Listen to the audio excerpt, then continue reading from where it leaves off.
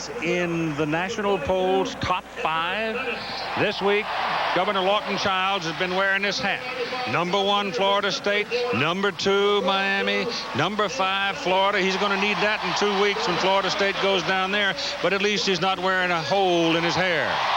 Today, we've got number 1 Seminoles against number 2 Hurricanes. They meet in the capital city of Tallahassee. Ladies and gentlemen, is the 4th such game for Miami. It is the 1st for Florida State. And it is a wonderfully mild, dry day in the capital city. We'll have comments from the coaches in a moment. Today involved Coach George Perlis up in Michigan State. 6 conference championships will be decided today. Number 3, Washington, obviously watching what goes on today in Tallahassee as number 1 Florida State plays number 2 Miami. And Coach Joe Paterno can win his 238th game today if he can beat Notre Dame, matching the total of Woody Hayes. That's 4th all time in winning. How many times do you suppose coaches Bobby Bowden and Dennis Erickson have been asked this week about the factors that will determine the outcome of this ball game? I'm sure they couldn't have counted them, but their answers have been quite consistent. 2 things. Turnovers, number 1. Whoever doesn't turn it over has got an extremely good chance to win the game. And then who are going to make the big plays? In big games where you've got some great athletes playing on both sides of the football, who are going to make the big play? How's a big play going to be made, and what team is going to make it? 2 things. 1, that self controls, and 1 that maybe the other controls. Big play capability. They've got so many big play capability people on their team. You're scared they're going to break out any minute. That's 1, big play. The other is the old bugaboo, mistakes. If one of us makes a lot of mistakes, we've had it. You can't survive this game with a lot of mistakes. There are several individual matchups in the ball game today. In fact, so many you can't talk about all of them, but they'll be the thread as we weave the fabric in this college football tapestry, one that shall be remembered for a long time. One matchup involves Florida State running back Amp Lee and middle linebacker Michael Barrow for Miami. Not to sound arrogant or anything, but I think matched up against the linebacker, I can beat most linebackers, not to take anything away from him, but I think I could beat, not only him, but, other linebackers also. And I think the thing that you got to avoid with Amp Lee is that if you sit back and wait, he's just going to shake you out of your shoes. You have to just take it to him. You have to just go up there and put face mask to face mask. The series record, and yes, Michael's name was spelled correctly, but you can see Miami has won 5 of the last 6. We'll be back after this message and a word from our ABC station.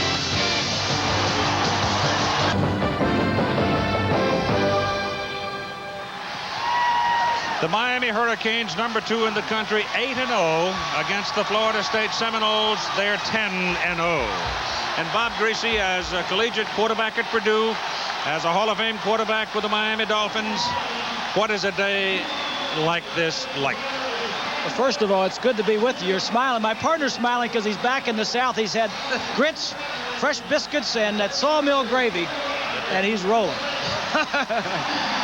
Well, it's very similar, Keith, to when I played in a Rose Bowl or maybe 3 Super Bowls. The atmosphere this week in the state has been, you can't describe it. The players have been overwhelmed with requests for tickets. The emotional level is very high. The players were ready to play this game on Thursday, but that's the problem. They can't get too high too early. The coaches are going to have to get them down. The players' attitude should be, well, I want to go out and do the best I can, and the way to do that is to treat it just like any other ball game. That may be tough to do. The other thing they need to do is just go out and let it all hang out. Play it as if it's just another ball game. To win, Miami is going to have to come out and protect Gino Torretta. And for Florida State to win, they need to get that running game going. It's a finesse offense. They need the running game to go with their offense. Here come the number 1 Seminoles.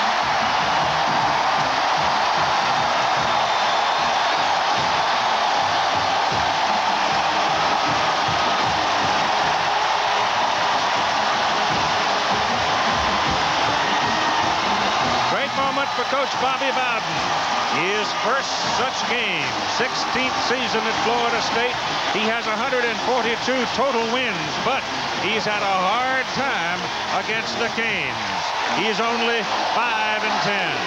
But today is another day.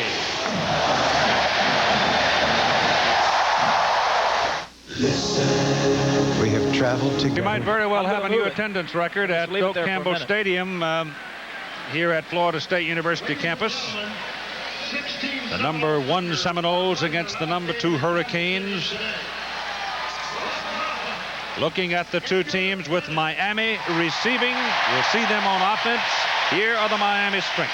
They have big playability. They got 3 wide receivers in at all times, and that is the thing that Miami does best. And for Florida State, big plays. They've given up a lot of big plays on defense, but they also have run 4 interceptions back for touchdowns. They got big plays going both ways. Florida State right now is introducing its seniors. That's going to take a couple of minutes. Chief Osceola on Renegade, waiting to slam the spear into the ground in the center of the stadium. And this symbol, this meaning, has been endorsed by the Seminole tribe and its officials. But when that spear goes into the ground, that means we are at war. Kind of interesting that the Miami Hurricanes have all had their backs turned to the chief and the horse. Here's Jack Arute. He's down there among them. Well, Keith, there's some late breaking news from the locker room of the Florida State Seminoles. Casey Weldon woke up this morning with a case of laryngitis. When he talks at a normal level, he's okay. But he says, when I raise my voice like I'd have to check off at the line, I lose it completely. They're going to go to hand signals. They've used both before. But it's not very good to come into a big game without your voice. Certainly isn't, but these are the little things that sometimes become a problem. Here's Chief Osceola.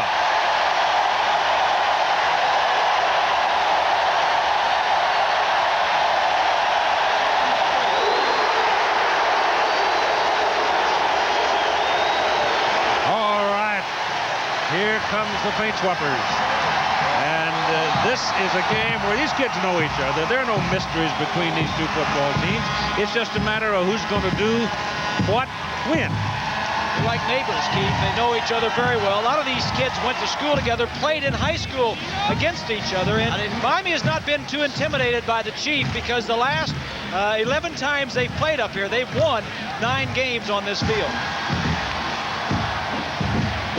The anticipation for this game has been so thick, as you see Dennis Erickson and the remarkable record he has in his 3rd season at Miami. Came out of the Pacific Northwest. Bobby Bowden.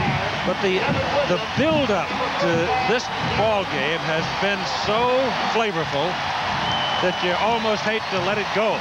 Play the game. You've got to play it, though. You've got to get rid of it. I mean, it's ripe. Kevin Williams returns it. Remember, we saw him against Penn State. He took a punt back 91 yards. Darrell Spencer will be back there with him. He also is a flyer. And Dan Mowry, the redshirt freshman from Tallahassee, will kick it off.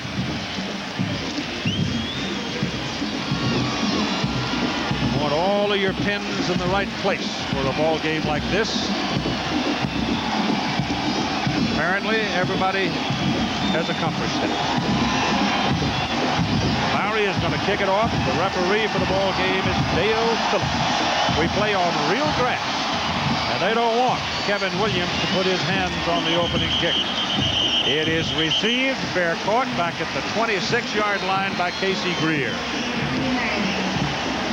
Gino Torretta, who has been the long ball for Miami since he took over as the starting quarterback, and his only loss was at Florida State in 1989. But he does throw the ball down the field, and he throws it to burners like Copeland, Spencer, and Thomas, and Williams when he's in there.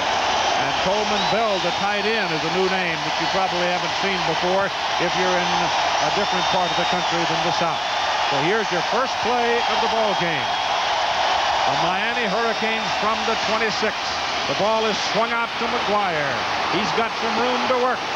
And the big guy from Brooklyn is all the way out to the 40-yard line, and it's a first down for Miami, a pickup of 14 yards. They do stretch you laterally. The big people up front to protect Torretta today, and they must protect Torretta today if the Canes are to win this ball game. Kevin Williams checks into the backfield. Number 5. You want to know where he is at all times. He's now in motion. No backs in the backfield. Torretta back to throw it. He's got Williams over the middle. It's off his hands, thrown too hard. A penalty flag is thrown meantime as Florida State is going to be dinged for roughing the quarterback. Number 96, James Chaney, was in pounding on Torretta, and I think he's the man that initiated the flag. Keith, this is something interesting here. Here is Williams right here. Normally a wide receiver started out of the backfield. Now he's going to come in motion. The linebacker, the inside linebacker, who is Jones, has to come out and cover him. This would be a great matchup all day for Miami. Wide open to the inside. There's no way that a linebacker, Jones, can cover Kevin Williams, one of the fastest players in this ball game. The ball was thrown hard and off the hands of Williams by Torretta, who's heart's pumping at a pretty good pace too, and incomplete. But the 15-yard personal foul penalty, a dead ball foul, there's no question about acceptance. It comes down to the 44. It is on the Florida State side of the field now, and McGuire is back in there at the running back position and has the ball and has daylight. He has a big gain. He's inside the 15, first down for Miami. Florida State's people just overran the play, and all of a sudden it opened up. Take a look from the end zone. It's just a stretch play. FSU overruns it with their linebacker. Some good blocks there by Searcy. The safety, Fowler, number 3, comes up too quickly. And Miami, who has not run the ball that well all year, starts out very well in the first drive. First down, yet just inside the 15-yard line for the Canes. Give it back to McGuire, and he'll pick up a couple of yards, and that's all. The defense of Florida State being tested right now. Ostrozewski, Chaney, Simpson listed as the 3 down, but actually they play a 4-man and sometimes a 5-man front with Palmer and Simpson going down. Marvin Jones, the linebacker, is the leader of that big bunch. Terrell Buckley has been scintillating in the secondary at the corner position for Florida State. They give him a couple of yards on the carry. McGuire has picked up 31 yards so far in this first possession. Torretta rolls it out, goes to the sidelines, and goes out of bounds at just about the line of scrimmage, which would be the 13-yard line. Carl Simpson was the man who ran him out. That time, Florida State did not give Torretta much time to take a look around the end zone. And everybody was covered, Keith. Down. Here's a look at what Miami has done inside the 20-yard line. Amazing. Of 47 times they've been inside the 20. They've scored on 36 of them. Now the speedsters Spencer and Williams come to the backfield for Miami. Spencer goes up into a slot as a wide receiver, and again Williams goes in motion. No backs behind Torretta. Got some room, takes off for the corner, won't get there.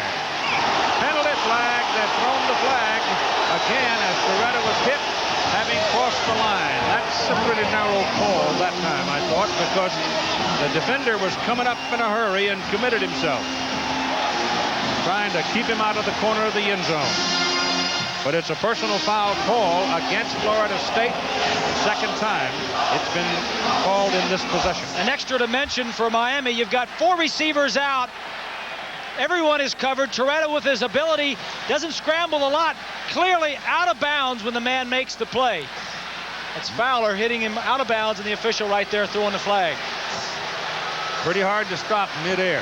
It is. It's tough to stop your momentum, but you've got to be alert that the quarterback may run out of bounds, and you've got to be ready to pull up. They're now trying to determine exactly where it was Gino went out of bounds. It's going to be around the 2.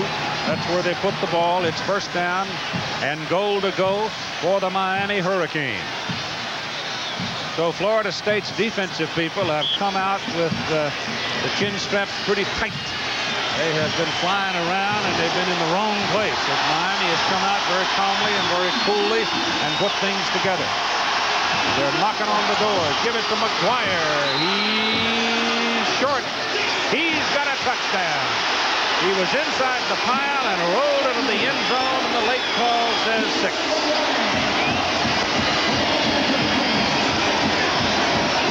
First down inside the 5-yard line, about the 3.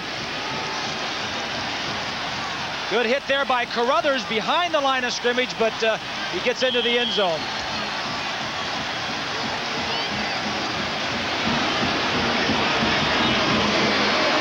Witt had 157 consecutive extra points until it was broken in the Oklahoma State game. He's just calmly walked in after missing another one and pops this one through to start another string. And so the Hurricanes go to the lead 7-0.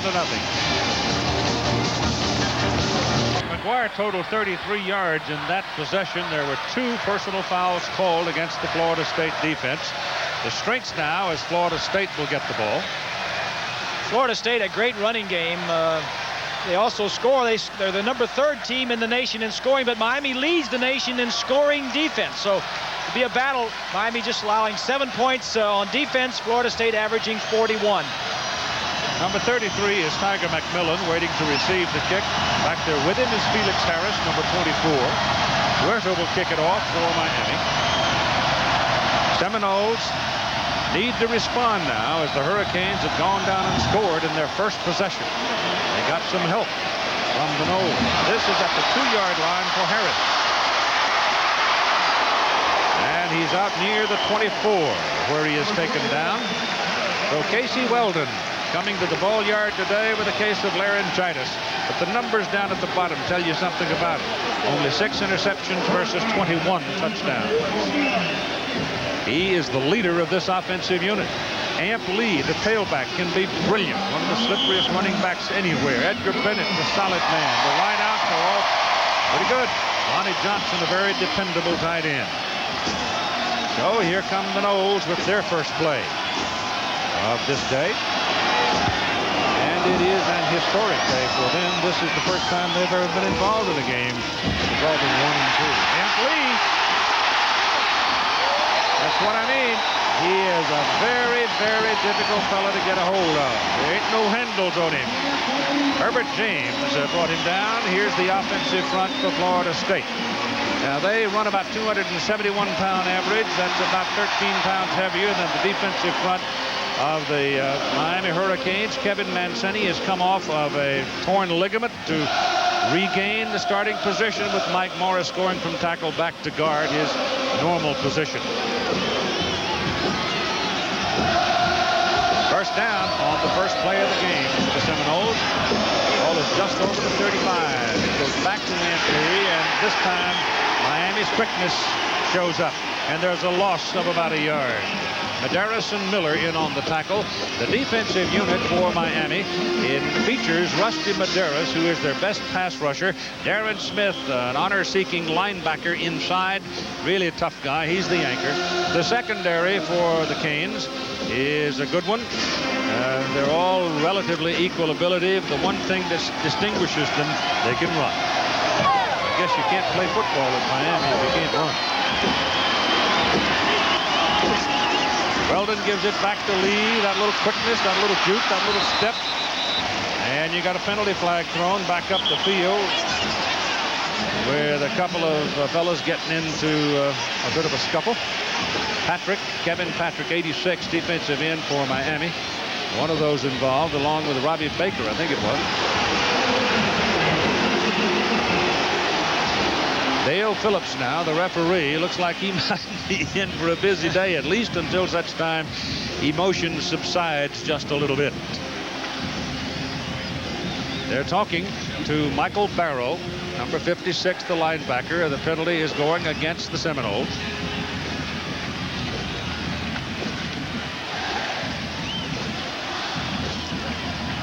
So look at Rusty Medeiros, 98. It's Mancini, number 67. Whoa. Now, that ain't hardly legal, is it? I mean, that's a move that a lot of offensive tackles will use. If you get it up around the head, it'll be a penalty. But if it's down around the shoulder pad or the arm area, it's all right. You're just trying to help the end upfield. You're usually running a draw inside on that play. I do not think, however, that was the penalty. No, it was not. Yes. The penalty was a hold. Yes. So that backs him up to the 23-yard line. That's the third flag against Florida State in this ballgame. Here comes Ampley up the middle. Edgar Bennett up the middle with it. Edgar's a 6'1", 210-pound senior from Jacksonville. Very, very good pass receiver, and he works in that short zone where the linebackers hang out. Aaron Smith, number 45, the best player defensively on the Miami team. Came in with a little bit of a hip problem. Strained hip, stays his ground, fights off the blocker. Not many people can bring Amp Lee down, but Darren Smith just did one-on-one. Third down. They need 20. Blitz comes. Weldon stands in. Got a lot of green in front of him. Pulls it down and takes off. He won't pick up his first down. He gets it back to about the original line of scrimmage, the 36-yard line. Now the Seminoles are going to have to punt it away. And the man who will be called upon to do that is Scott Player. He hasn't had a real big year. He's averaging right at 39 yards per kick, and he sometimes is prone to kick it low in a line drive.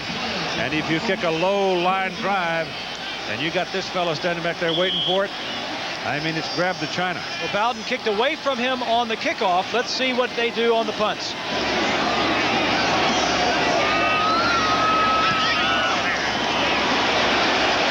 He tried to kick it away from him. Williams goes back at the 20, takes it on the bounce. First man missed him. Second man missed him. Third man gets a hold of him, and now three more take him down. It's a 45-yard punt, and it's an 8-yard return with 10:03 to go in the first quarter, and Miami ready for their second possession. This commercial contains strong language. Miami ranked third in the nation. Florida State with a chance, but nope. Pass is knocked away on a two-point conversion. Miami won it by 2. Seminoles have had a hard time against the Miami Hurricanes. And here comes Miami now. Trips to the bottom of the screen. 3 wideouts. Kevin Williams is in the backfield behind Toretta. Now they got 4 wideouts, but all can fly. And Toretta back to throw it. He goes for Williams. He's got double coverage. He drops the football. It was on his hands, and he slams his hand down on the ground. Frustrated he didn't make the catch because the ball was there. He had the linebacker coverage, just what he wanted. Take a look at the Hurricane quick strike offense this year. It's just unbelievable. 35 of their drives have taken less than 3 minutes. And you can see there the number of drives have taken less than 2 minutes and 1 minute. The first drive took 1 minute and 53 seconds to score, and here's how they've done this year in the first quarter. McGuire cuts into the backfield behind Toretta now. They stay in that trip to the bottom of the picture. Swing it out to McGuire. He's out there one-on-one. Little quick move, and he got around the defender and picked up something out of nothing, really. He just stepped right by number 89, Howard Dinkins. When that back motion's out of the backfield, Keith, they call it a no back, he's getting Dinkins, a linebacker, or the inside linebacker, Carruthers or Jones, to cover him. Miami will take that matchup all day long. Spencer leaves. Williams back. Williams is in there next to the ball, or among the wideouts. He's the closest to the ball. Toretta getting pressure, and they've got him. 45, Kirk Carruthers, their first blitz of the day, and it pays big dividends.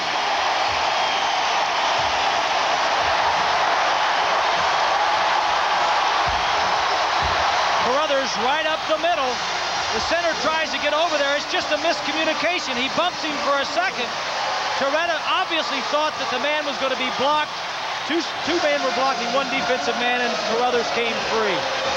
Paul Snyder, whose average is just under 40, punts it out of there, gets good spin on it, gets good carry on it to Terrell Buckley. Buckley's got a little room.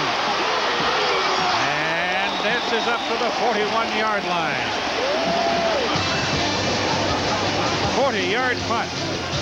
Florida State will go to work, trailing by 7. Shamu, SeaWorld Goodwill Ambassador on a 10-city tour this fall. Cameraman is Loritz Karoff. Pilots are Mike Fitzpatrick and Steve Adams. Let's see how blue the sky is.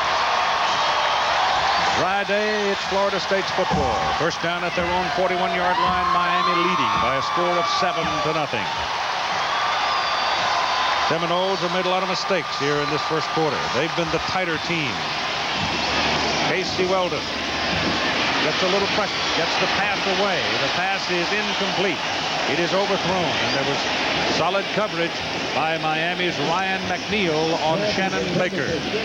Shannon Baker, number 1, is the flyer out of the wide receiver position for the Seminoles. Keith, you mentioned that Florida State has been the tighter team. I think that's a good point, and one of the reasons may not be obvious, maybe a contradiction, because playing at home in front of your own fans, sometimes you can be a little tight because everybody expects you to do so well. Miami, on the other hand, knows they're here by themselves, just the players. They can be freewheeling and be loose, and they've jumped out in front. They show blitz. Armstead started trying to anticipate, now has to withdraw, but he's still going to go, and they run empty up the middle.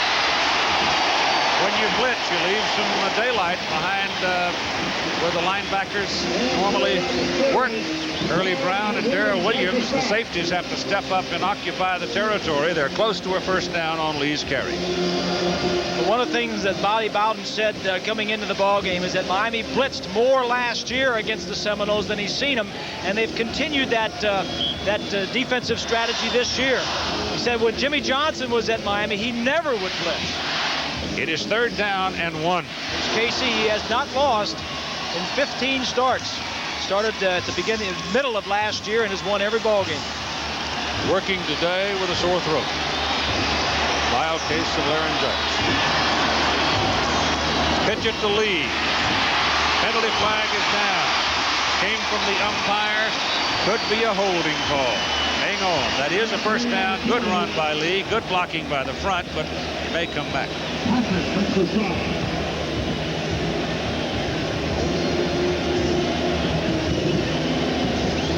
Holding. That is the 4th major penalty by Florida State. Mancini, 67. Well, he's been out now. He had the sore knee and a torn ligament. He's had a remarkable recovery, but he's not game sharp. There was some question, a lot of question, as to whether or not he would play, even dress for this ball game. He is their biggest offensive lineman, and that was a very big penalty. Goes from a first down back to a 3rd and long. The ball was sitting over right around the Miami 40-yard line. It goes from first down to 3rd down and 14.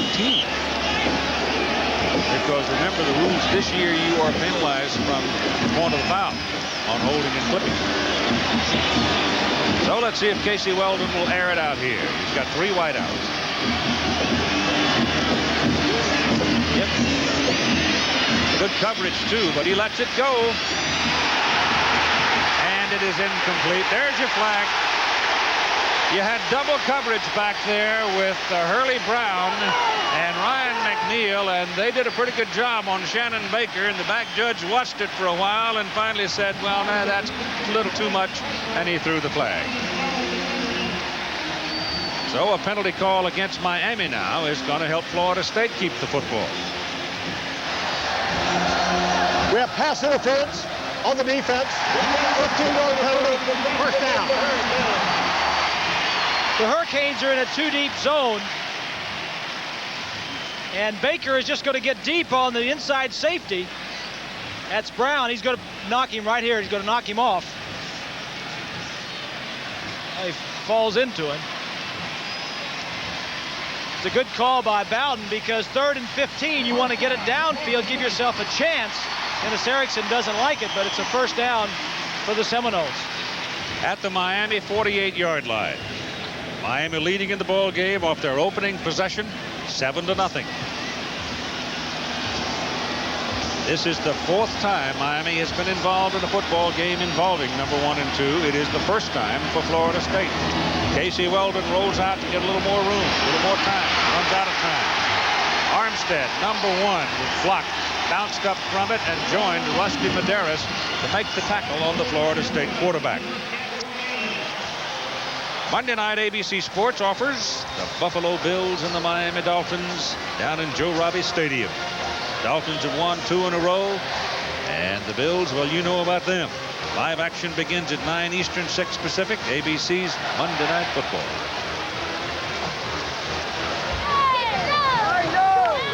Loss on the play, back to near the 47. 2nd down and 15. Weldon goes the other way, gets his pass off. He's got Amp Lee down there. He's got it inside the 5.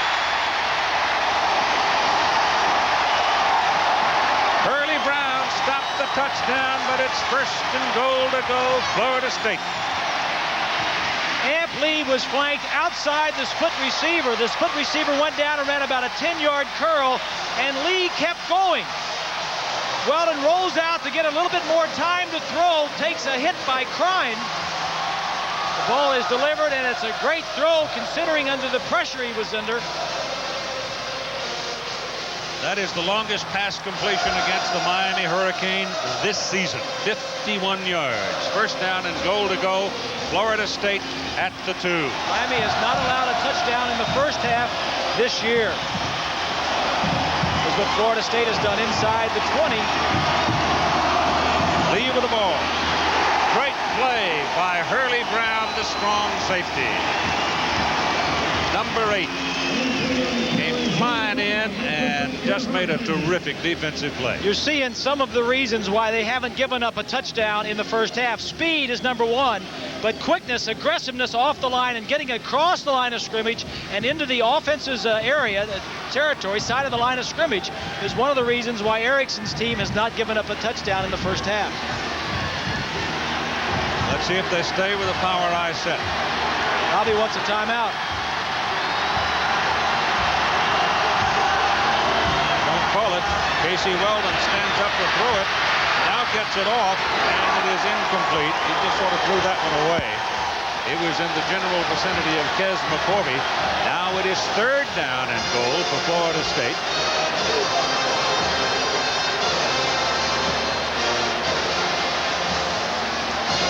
Florida State's place-kicking field goal unit has sort of been by committee this year. It has not been a particularly outstanding facet of the team.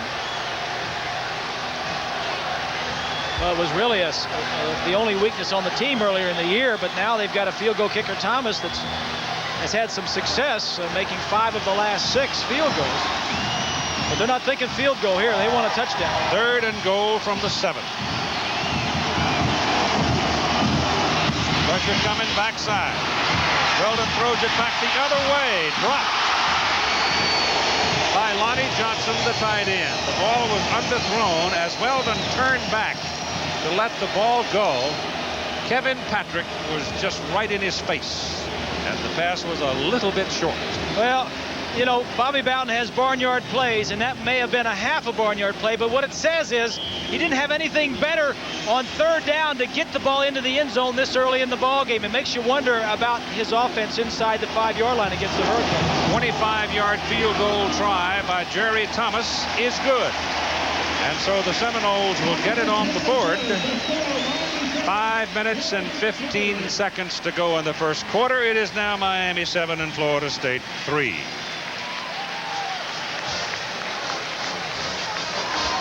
Bobby Bowden had this comment among many this past week about playing in the game as number 1. I love it. I mean, it's fun. It's stimulating. It's you don't have to worry about getting your kids up. They don't either, you know. But the fact is, you emotionally, your kids can't go through this very often, you know. And if it wasn't for the emotion and the injury, you'd like it every Saturday nearly. He might be a tad cranky right now, though, because they didn't get it in the end zone.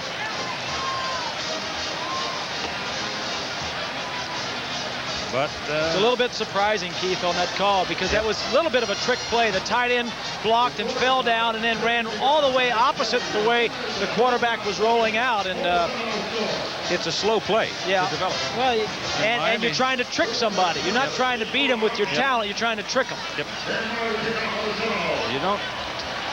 You just can't. You don't have time against that kind of speed and quickness. That's a high hanger. It'll be a Miami ball, 21-yard line. Here's Roger Twibell in New York. Thank you very much, Keith. Indiana at Ohio State, and from 11 yards out, Trent Green looking in the end zone. There are 2 men over there, and Rod Coleman's going to make the catch. The extra point was no good, and Indiana leads Ohio State 6-0. Let's go back to Tallahassee. There are the numbers on the Florida State possession. Miami ball, first down at their own 21-yard line. Toretta gives it to McGuire. McGuire gets away again. There's a penalty flag thrown, and the Seminoles run him down and take him down at the 17-yard line. There are flags all over the place.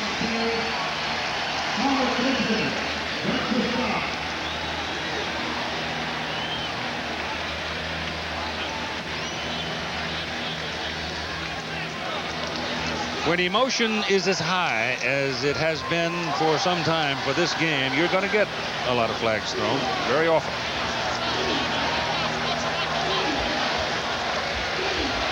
But by now, the players should have calmed down a little bit. They've both been in a couple of times. We have holding on the offense. 10 yards. Let's check in with Jackaroo. Well, Keith, our first major injury of importance, number 55, Marvin Jones, won't be back on defense at least to the remainder of this quarter. He was poked in the eye. He's got blurred vision. They've taken him to the locker room. They're icing it down and washing it out. They do hope to have him back in the second quarter. Whoa. That is a major, major loss for the Florida State defense. That puts Ken Alexander, 240-pound sophomore from Austin, Texas, in that position. They accept the penalty, move it back to first down and 22. And Larry Jones, the big guy, is in there for Miami. He is a load. Toretta stands up on the fake, throws to Coleman Bell, number 17. He's a 6'2", 225-pound flyer, masquerading as a tight end. He's caught 9 balls in the last 2 ball games, so he's on a roll. The Hurricanes have won the last 7 meetings against a #1 ranked team. That is pretty special. The Canes come in here very confident. Flag again, and it's coming back, and I think this one is a personal foul, so Miami now is getting into the personal foul gig. Florida had 2 called against them. Florida State did in the first possession by Miami, and now the Canes are going to get 1. We have a personal foul. That's half the distance. Still be first down. So that first down will be 23 yards now as the ball comes on back inside the 5 to the 4.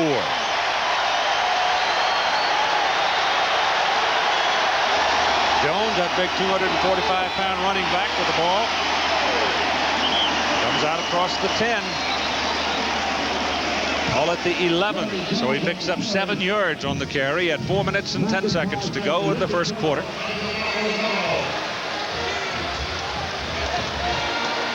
Larry Jones will play a lot before he is finished. He is a freshman. He is from Gainesville, where the Gators live. Second down and 20.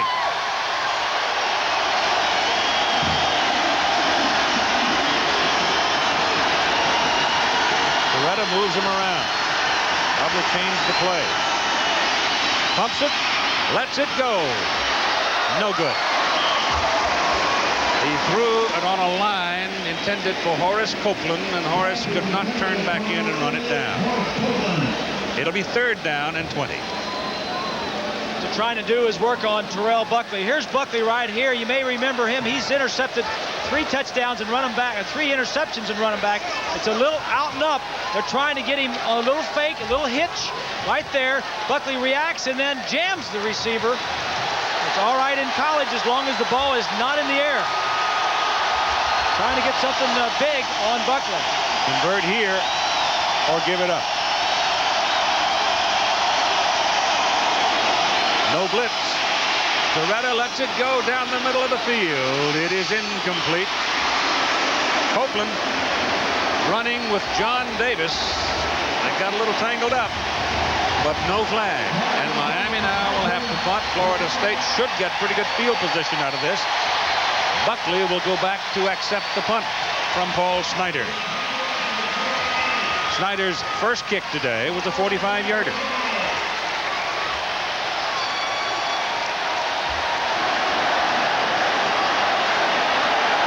Buckley has great speed. High kick. Sort of knuckling. Fair catch called by Buckley, but the ball is kicked well away from him. And it trickles away and goes out of bounds at the 43-yard line. It was a 46-yard punt. At the conclusion of today's game, a Chevrolet Most Valuable Player from each team chosen. 21st year that Chevrolet has participated in the scholarship program, giving $1,000 to each of the universities. Goes to the General Scholarship Fund. So Florida State, last time they had the ball, they went down, settled for 3. Let's see what happens here. Matt Pryor, Eric Terrell check in at wide positions for the Seminoles. Florida State has done on first down 1 pass out of 5 plays. Weldon is 1 out of 4 for 51 yards. The completion to Amp Lee. I remember Fryer showed up big in the Syracuse game last time we were here. What a big day. Upman, Bennett. He gets a pretty good greeting from Patrick Riley. Time remaining first quarter now and even 3 minutes. Riley, who made that tackle, a true freshman. The Hurricanes really do not have any big defensive tackles in the middle of that line. That's why Florida State likes to take advantage running up the middle. They don't have the big linemen that they used to have. Russell Maryland, Cortez Kennedy, Jerome Brown, all first-round draft choices who have since gone on to play in the National Football League. Second down, 11. Weldon gets it off. They've got a screen set up for Amp Lee, they thought, but Michael Barrow just came like a runaway wagon and belted him. He went right between the blockers and nailed him at the 44-yard line. Well, you heard Michael Barrow at the beginning of the telecast saying that he was going to try and be right with Amp Lee the entire ball game, and he certainly was on that screenplay.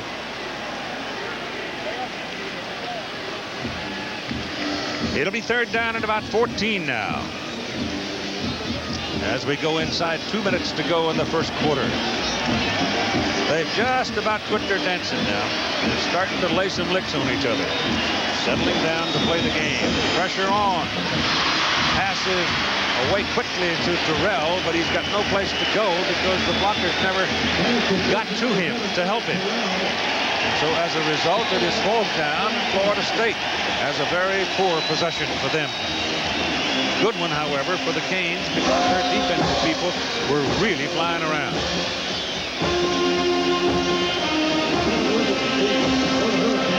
Again, Scott Flair has to kick to Kevin Williams. He hasn't yet.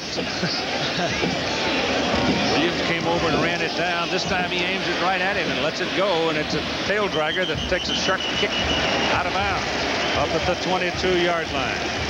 So at 1:03 to go in the first quarter, the Florida State Seminoles give it up to Miami at the 22. 35 yards on that punt with no return. Dennis Erickson, talking earlier this week, was asked, is it easier to be number 2 chasing number 1? He said. When it comes to this game, I really don't believe that it makes any difference. It's as you go through the season, it's a little harder being number 1. However, at the University of Miami, every time we play, regardless of whether we're 1 or 2 or 3, they take their best shots at us as we get to this game. Now it doesn't make any difference. Pass intended for Darrell Spencer is incomplete. Off his hands, up the middle. Again, they send those fellas right into the middle, trying to force Florida State to cover him with a linebacker. Well, Spencer could have caught that ball. He saw some defensive backs coming and decided that he was going to look at them and not the ball, and actually could have caught it. Both quarterbacks off to a relatively slow start. Toretta now is 2 of 7 for 19 yards. Florida State, in case you don't know it, has been ranked #1 the entire season. Been on top all year. This is the big guy. Loses the football. Florida State recovers the fumble. They stripped it away from McGuire. Ostazuski covered it.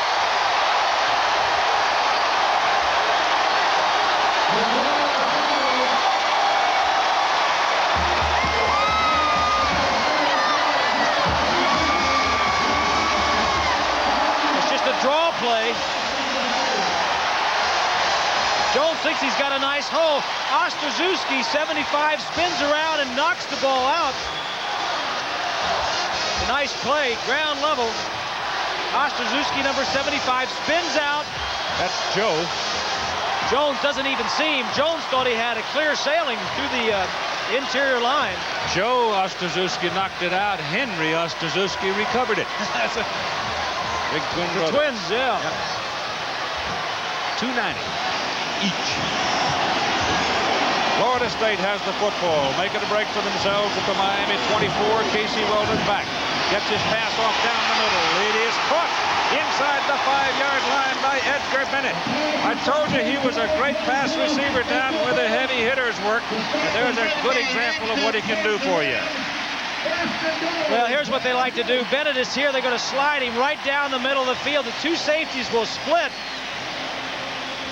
Play action to the deep man, helps hold the linebackers. Bennett slides down. That's probably as well as that play has been covered most of the year. The two safeties of Miami react well. Bennett, an outstanding receiver. And it's first down and goal to go just inside the 5. With Ampley and Edgar Bennett setting up in the backfield, but now they take off their hats and they'll rest as Florida State talks timeout. And we'll pause 5 seconds right here to allow our ABC station to tell you who they are. We will take the applause and introduce to you a very important guest. Please have your flags ready. 23 seconds to go in the first quarter. Florida State in the timeout threatening. Let's spend a moment with Jackaroo. Well, Keith, you watched that terrific catch by Edgar Bennett. One would think that he would collect trophies and memorabilia from his exploits on the field. But when we visited him in his dormitory room, he collects stuffed animals. He says he has over 60 of them that he collects, and he's done this for about 4 years. Right now, his coach and teammates want him to stuff that thing in the end zone. You can see the numbers on Bennett's running in 1991. His catching has been the more obvious and more prominent success story for him. Do you think this is the series now? Is this where Bobby Bowden decides to just belly up and try to show him that they can stuff it in there? Well, he's going to run what is best. If first down, he feels like he's got a pass play that he can throw it in. This is the best play to throw when you're inside the 5-yard line. But he may also have some other tricks up his sleeve. And he may just step up there and give the ball to Ampley and let him go 3 times. Lee is not a power runner. The defense will be very aggressive, and slow developing stuff, misdirection stuff is not that good down here. Here's a comparison to quarterbacks. Weldon hitting the long pass to Ampley to get a lot of that yardage. Throws a lot to his backs. The big catch there by Edgar Bennett. Bennett's 90th career catch was that last pass he caught from Weldon. Fryer and Terrell stay in the ball game. Shannon Baker is not out there, the starter at that flanker position.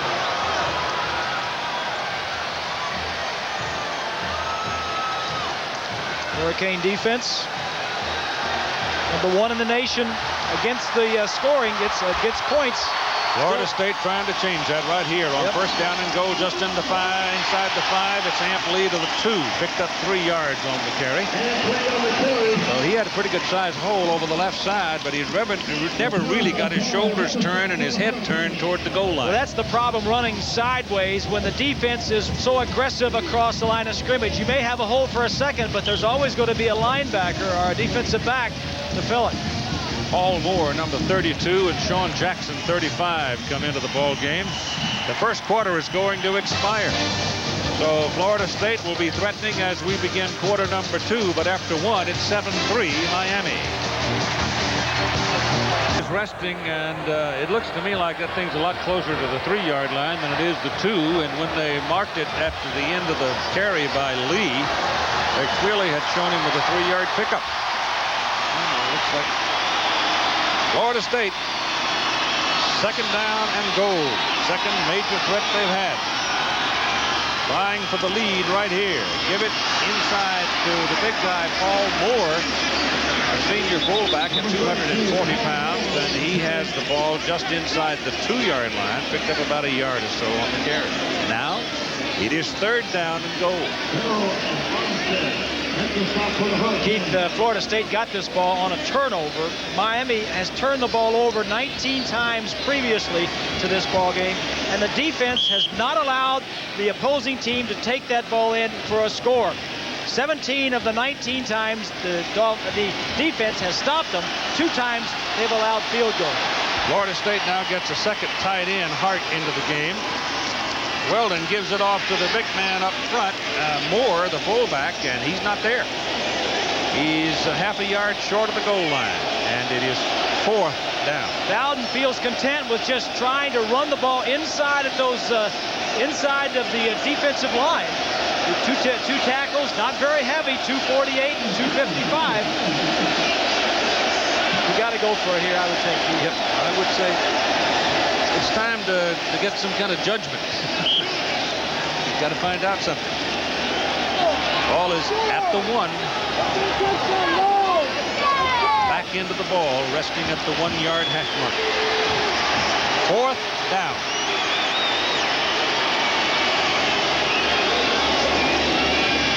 Fullback touchdown, Paul Moore.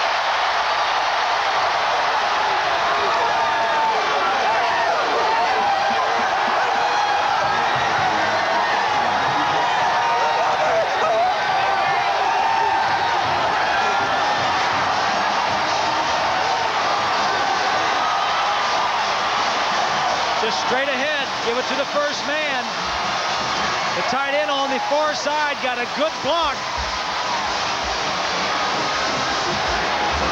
Jerry Thomas now on the field for the extra point try.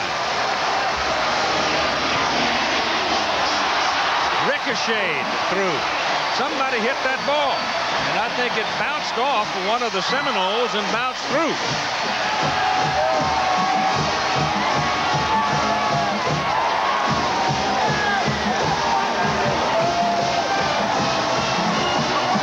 Tight end. It's Hart, or Johnson, 85, the block on Golden. There's the crease you need. Went a little bit wider, got the touchdown. Show me that extra. It's not easy being a truck. Like a rock, I was strong as I could be. Like a rock, nothing ever got to me. But through it all, Chevy full-size has the best resale value in the business. Chevy trucks. Like a rock. The trucks you can depend on. The trucks that last. Like a rock. If you have a house as messy as this, and a son as helpful as this, get a shop vac. Look at the power this baby's got. A shop vac wet dry picks up everything from nails and wood chips to broken glass to gallons of water. Thanks for the car, Dad. Yep, there's no telling when you'll need the power of a shop vac. Don't forget to get Steam Team, the attachment that turns any shop vac into a powerful carpet cleaner. Today, we need to make every drop of oil count. So at BP, we're using advanced drilling techniques. Building oil fields that are smaller, more efficient, more productive than ever. Because that's the kind of thinking it takes to deliver about 10% of America's domestic oil. And to make the most of every drop. BP, the energy to change. 10-7. Gary Thomas has now hit 17 out of 17 in extra point kicks. And they'll kick it away to Miami. Number 5 is Williams, 35 Spencer. And Williams in particular is terrified when he's got that ball. And they don't want to kick it to him. They'll give up yardage and let him have the ball all the way out on the 32-yard line. ABC's college football will have regional action for you following this matchup. Number 1 and 2, Notre Dame, Penn State, Michigan at Illinois, Oregon, UCLA out on the coast. And all of those teams are bowl teams, or at least potential. This is Miami's best starting field position of the ball game. Best point in which to start the possession. And Kevin Williams is in the backfield now going in motion. No back. Little quick pop to Spencer, and Spencer picks up a first down for Miami at the 44-yard line. They make you do everything defensively. They spread you out, they stretch you, they try this, they try that. They just, if you don't stay alert, they'll just eat you alive. Well, when they did go no back, then Florida State moved up and blitzed on the outside. Torretta saw it and popped the receiver, Spencer, right where the linebacker left. McGuire, 47-yard line on the carry. 3-yard pickup. We're in the second quarter of play. Florida State leads Miami 10-7. Miami scored in its very first possession of the ball game, helped considerably by 2 personal foul penalties by the Seminoles. Florida State's first effort at scoring wound up in a field goal. They scored the touchdown on a 4th down from the 1. First time this year that Miami has given a touchdown in the first half. Toretta's pass misses Williams.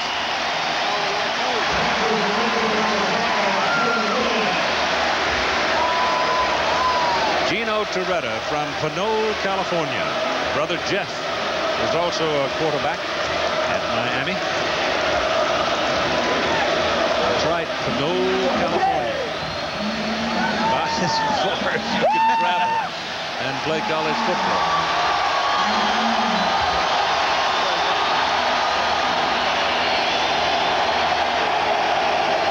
They have 4 wideouts working here.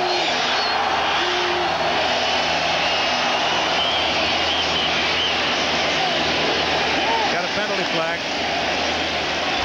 Ball is thrown away.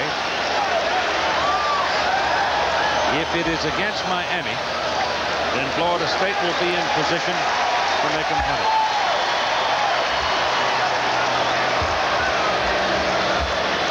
It is against Miami. Well, they were blitzing 2 men. 31 is Brown. 97 is Freeman. To watch at the end, Brown almost gets a foul on himself. You can't go up around the headgear, but I don't think he raised his arms. Wasn't severe enough to call it. Yeah. By raising his arms, I think that prevented it. So the early start by somebody puts them in a circumstance of 3rd and 12 and a half, close to 13.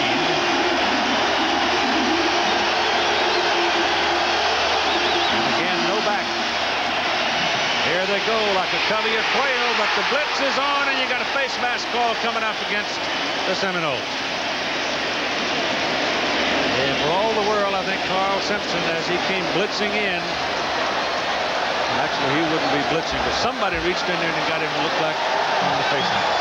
Let's see. See, it's a holding. They'll decline it, so it goes the other way. Now Miami will have to punt it. Well, that was one of the keys for Miami coming into the ball game. Could the offensive line of the Hurricanes block the Seminole pass rush? Give him time to throw. So Florida Florida State now trying to get something in the degree of control in this thing here in the second quarter. Oh, that punt just barely clears the stack, and Buckley runs away from it. He had no chance, and he just left it alone and ran off the field because there were 5 Hurricanes down there with the ball. 45-yard punt. Punt, it was partially deflected up the middle. That's Brooks, number 10, a true freshman, who really gets in and roughs the punter. But look at the official top left of your screen, gives the indication that the ball was tipped, partially deflected, and if you do get part of the ball, you can hit the punter. I'd say they got a lucky roll, the Hurricanes, for a ball that was deflected. They got a nice kick out of it. They got a 20-yard roll. Buckley ran away from it. If he'd stayed back there and made the fair catch, it would have been different. 12:10 to go in the first half. Florida State's ball at their own 23-yard line. First down. Weldon quickly comes outside with it to Kevin Knox. Knox is across the 35 to the 36 and a first down. And here's Roger Twibble. Thanks, Keith. At Death Valley, Maryland and Clemson. And this in the second quarter, Deshaun Cameron will go deep, 43 yards to Terry Smith for the touchdown. Clemson goes out on top 17-7. The Tigers with a win today capture the ACC and on their way to the Citrus Bowl. Keith? Thank you, Roger. At the 36-yard line, first down, Florida State. Bennett and Lee behind Weldon. 5-man defensive line, Keith. Coming. Good blocking by the Seminoles. The pass is incomplete. The pass intended for 85, Lonnie Johnson, and he was available. Hurricanes took out a defensive back, slid in a 5th defensive lineman. Sonny Lubick, the defensive coordinator, will do that occasionally when he thinks that the Seminoles are trying and run the football.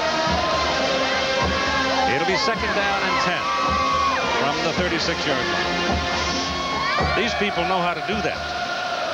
The tomahawk chop. Well, they originated, didn't they? That's right. Theirs. It all came from here. Blitz. Lee. And Armstead makes a good play. Jesse Armstead is a 220-pound junior from Dallas. And he made a fine play there to stop Amp Lee because Amp had some room. Well, what Miami is trying to do, 5 defensive linemen on the first down. Here are the linebackers. Watch these 2 linebackers as they're blitzing right through the center guard gaps. The toss is wide. Now the strong safety. Brown, 8, gets up, gets a piece of the tackle. Want to stop the run, take the run away from him, and force him to throw the football. You don't want to get him to run and the pass. Third down and 9.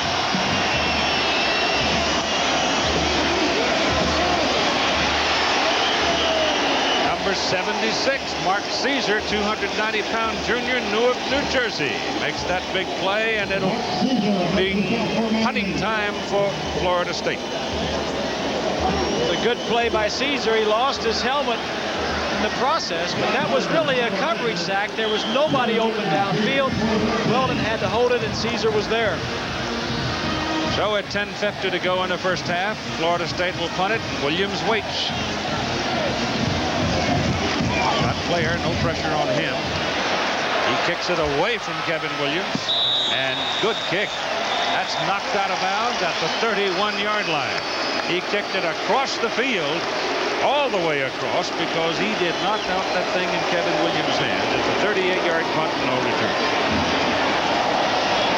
Tonight, after the games are over, stay tuned with ABC for a great Saturday night. Angela and Tony getting close to getting hitched on Who's the Boss, followed by Growing Pains. Then after the Young Riders, the Commish. Tonight, all here on ABC.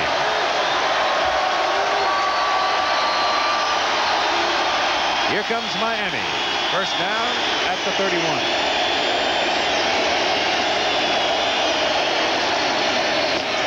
Williams. Kevin Williams gets 8.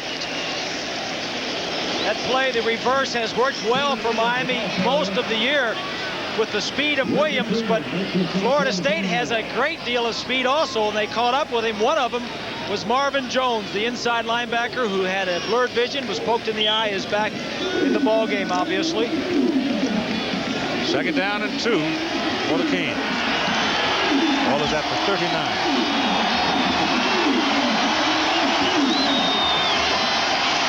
McGuire. He'll be close to the first down. Stephen McGuire on the third.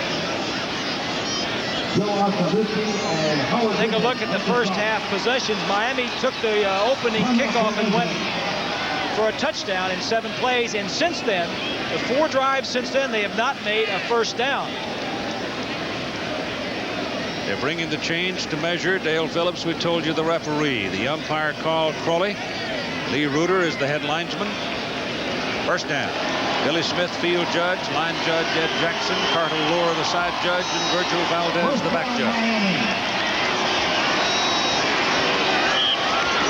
Keith, it's a low-scoring game. The defenses, it may look as though the coaches are conservative, but I think it's the impressiveness of the speed and quickness of the defense that's really muzzling the offense.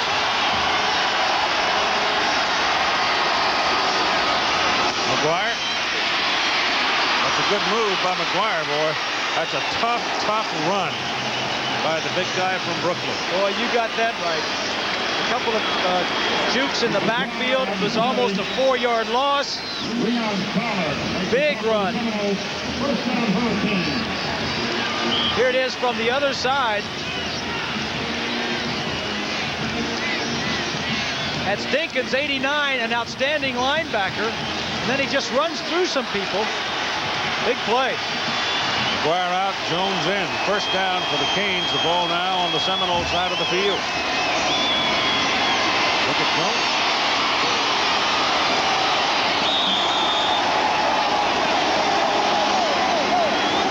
Terrell Buckley finally gets him out. Jones, a 245-pounder. And he shows his straightaway speed there. He just put his head down and headed for the sideline.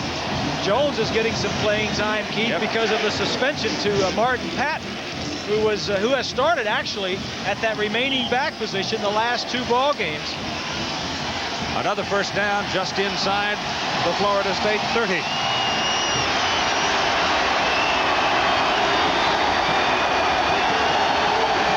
Loretta changes the play. Passes away. Intercepted. Intercepted at the 12-yard line by Terrell Buckley.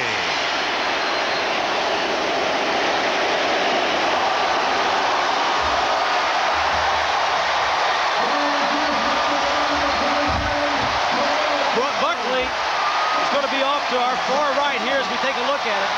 Gino is throwing it to some other receiver, not the man that Buckley is covering.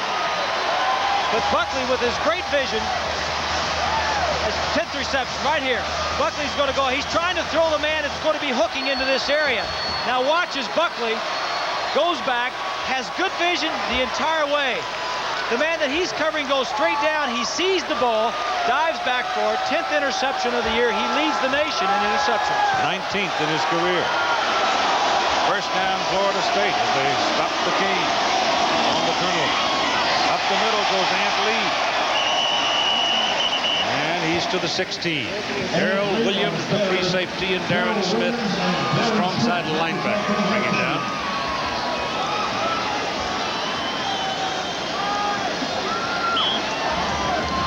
You know, for a career, Keith, you mentioned he's had 19, I think, and he's averaged 25 yards per return when he's intercepted a pass.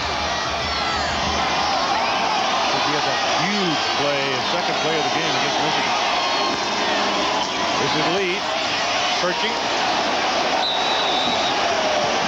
Ain't no treasure at the end of that hunt. Rusty Medeiros jumped him. Kind of interesting in the rushing yards. Miami's run for 74. Florida State, on the other hand, only 23. Rusty Medeiros, 98, and Mancini, 67, the battle up front. It's a good job by Medeiros, just fighting off, going down the line of scrimmage, waiting for the runner to come to him. Loss on the play of a yard. 3rd down and 7 for the Noles.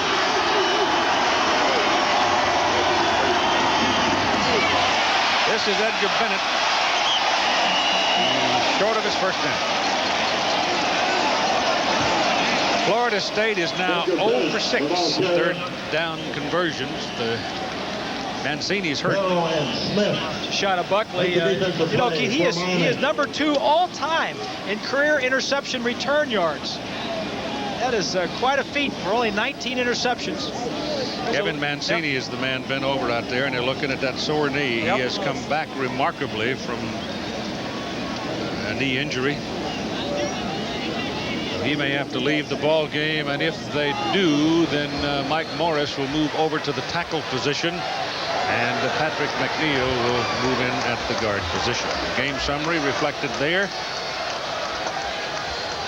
Amp Lee, his total yardage, most of that comes from that 51-yard pass reception that he had, which set up the field goal. 7 minutes and 20 seconds to go in the first half. It is Florida State 10 and Miami 7. Miami scoring in the first possession of the ball game. Since then, Florida State has been able to control it. But the threat is always there. And now Mancini will walk gingerly off the field. He's their biggest guy in the offensive line position at 6'3", 270, a senior out of Brandon, Florida. And he is their best offensive lineman, Keith. Coming into the year, it's projected to possibly be an All-American candidate. He is injured now. Gave it a go. Bobby Bowden said he didn't know whether he'd be able to start today's game. He has not started the last several ball games. 4th down and 1. They'll have to punt it out of there. It's a low line drive, and it's again kicked away from Kevin Williams. Takes a pretty good roll for Florida State and goes out of bounds at the Miami 34.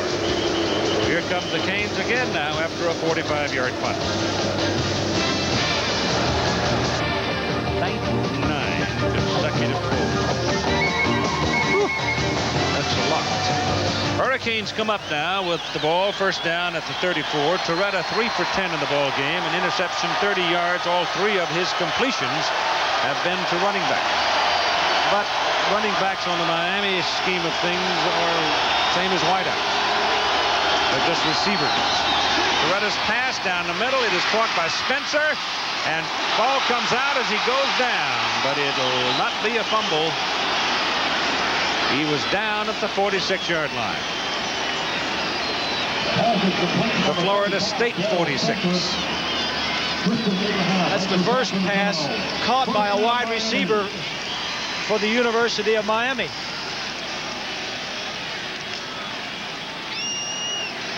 That's a good call. McGuire lines up in the backfield. Has the ball going outside. Palmer and Jones put him out of bounds.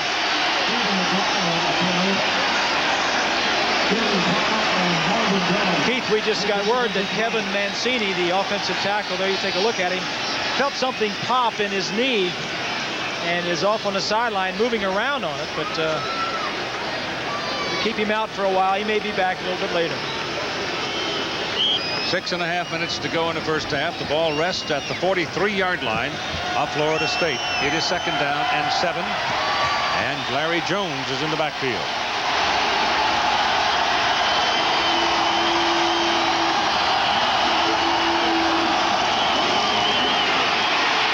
Pressure. They got him. Take him down at the 46. It was Carl Simpson, Jr. from Baxley, Georgia. 3rd sack of Torretta. The offenses are frustrated. Take a look. They want to get the ball to Williams right here. He's going to go on a shallow line route. Just a quick screen type of thing. Comes in. Now watch the linebacker. Hold it. If you stop it right there, you see the linebacker is all over him. That's the defense. Well-coached defense on these offenses here today. 3rd down and 10.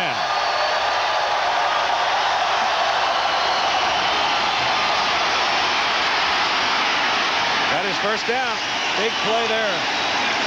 The Hurricanes needed something positive, something from an area that they don't expect it, and they don't expect Torretta to pick up many first downs. Obviously, the Seminoles don't either. They were involved with 1 the blitz, 2 the coverage, and suddenly the quarterback is uncovered.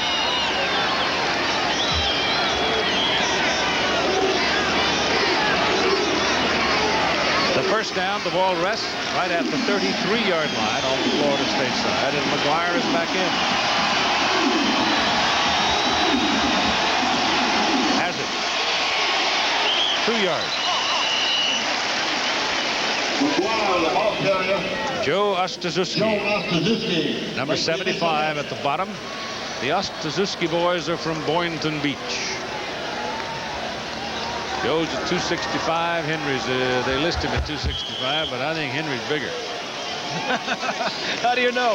He looks bigger. I saw Papa Ostazuski in the Seminole offices yesterday. He wasn't as big as those two guys.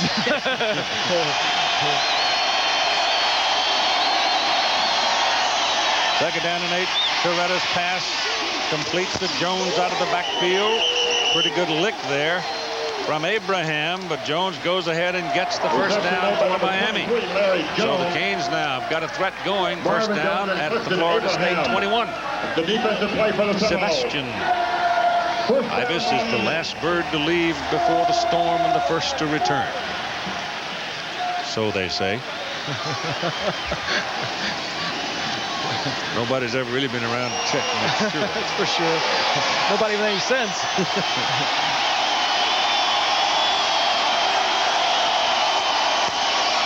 Toretta still got it. Ball is slapped out of there on the tip. It is intercepted. Marvin Jones has the interception, but it was tipped by Richard Coase, number 16. 3 turnovers now by Miami. This one comes at 4:28 to go in the first half. Bottom of your screen, right between the goalposts. That's Coase, number 16, gets in before the tight end gets the ball. Knocks it up in the air from the right side. Look at this athletic play by this middle linebacker. Jones' vision must be restored. There's a look at Jones dropping back. Sees the ball. Leads his team in tackles. They take over at the 13-yard line. Casey Weldon has a lot of time. Gets away from it. Now he needs to throw it and get rid of it, and he does. And they're going to give him a catch up at the 30. Warren Hart, 260-pound sophomore. Well, it's not as the offense is drawing it up, that's for sure. But Casey Weldon is making the plays where Toretta is not. Scrambles, this is just all ad-lib now. This is just ability. Get outside, find somebody, and get the ball to him. That's Darren Crine, defensive end, sophomore out of Aurora, Colorado, leaving the field for Miami. First down, Florida State, just beyond their own 30. Weldon, 6 for 10 now at 103 yards. Most people consider Weldon and Desmond Howard of Michigan your prime Heisman candidates at this point of the season. Weldon with a major showcase this week. Desmond Howard gets his next week when Michigan plays Ohio State here on ABC Sports. On first down, Weldon keeps it, throws it quickly. Pass caught by Knox and picked up 6 yards. Here's Roger again. Thank you very much, Keith. At Ohio State, Indiana missed a field goal attempt, and the Buckeyes' Carlos Snow from 6 yards out will take it up the middle for the touchdown. 26 of the 32 Ohio State touchdowns this year have been on the ground. They lead at 10-6, second quarter. Let's go back to Keith and Bob in Tallahassee. All right, Roger, one of the things that's happening here for Weldon, Casey Weldon holds the ball a long time. So as a result, virtually every time he throws a pass, he's getting decked. Like that. Pass is away, intercepted by Charles Farms. And Miami's cooking at the 40-yard line of Florida State. That was a pass that had something taken off of it when Medeiros hit Weldon. pressure is going to come from the left side of the screen as Medeiros will get there right there, takes a little bit off of it, forces the ball to hang. Forum sees it. The ball was not on target. That's the 4th turnover of the ball game and the first one for the Hurricanes. And it's first down Canes at the Seminole 40 with 3:49 to play, and McGuire lines up behind Toretta. He's got the ball. And he goes down pretty much on the line of scrimmage because he had a collision with Marvin Jones. Marvin's big brother Fred was quite a linebacker here at Florida State himself. You know, Marvin Jones led this team in tackles last year, is right there again this year, was a 3rd-team All-American choice last year as a true freshman. This young man is a sophomore. He's one of the finalists for the Butkus Award as a sophomore, the only sophomore ever to be a finalist. And he deserves being in that group. This timeout charge to Florida State. 10-7, Seminoles lead in the ball game.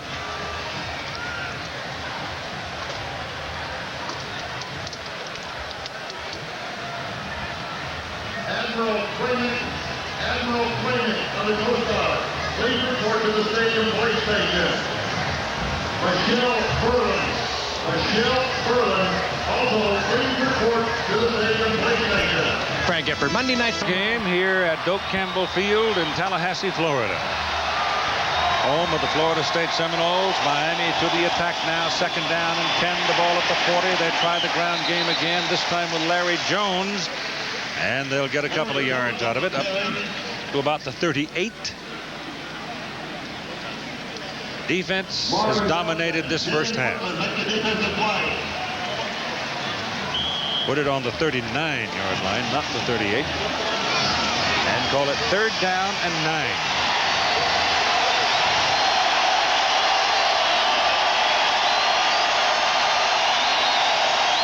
Three wideouts, 3 DBs go with them.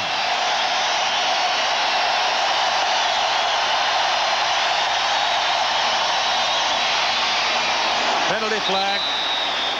The receiver, number 17, Coleman Bell, got tangled up with Kirk Carruthers. And that got a flag as the receiver went down with Carruthers. And you got, I think, a pass interference call against Florida State coming up. Holding on the defense. That's holding instead. Kirk Carruthers is an inside linebacker. He wears 45, but he's not a DB. Inside linebacker who has the ability to cover tight ends and some, not the fastest backs out of the backfield, but some of them. He is from East Lansing, Michigan. Top 25 with the scores and highlights. Roger and Bro will be on at the Prudential halftime report, including a feature by Julia Moran about the Bowden. Bobby and Company, Bowden Inc. And I mean, football is truly their business. What the quarterbacks have done so far, the ball rests at the 29-yard line. It is a first down. Larry Jones is in the backfield for Miami. He's got it, cuts it back into the middle. And there's a whole lot of folks bumping heads with him. Sterling Palmer, number 56, was the man that seemed to have the leverage on him and really stopped him as the clock rolls along. Florida State, Keith, will substitute 5 and 6 defensive players. A lot of those guys along the defensive line are in there for the run situations, and then Bowden will put in 4 or 5 different players, some of them DBs and some of them defensive linemen, to rush the passer and to cover in the secondary. On 2nd down and 8. You've got your 5 defensive backs in there. Jones came out.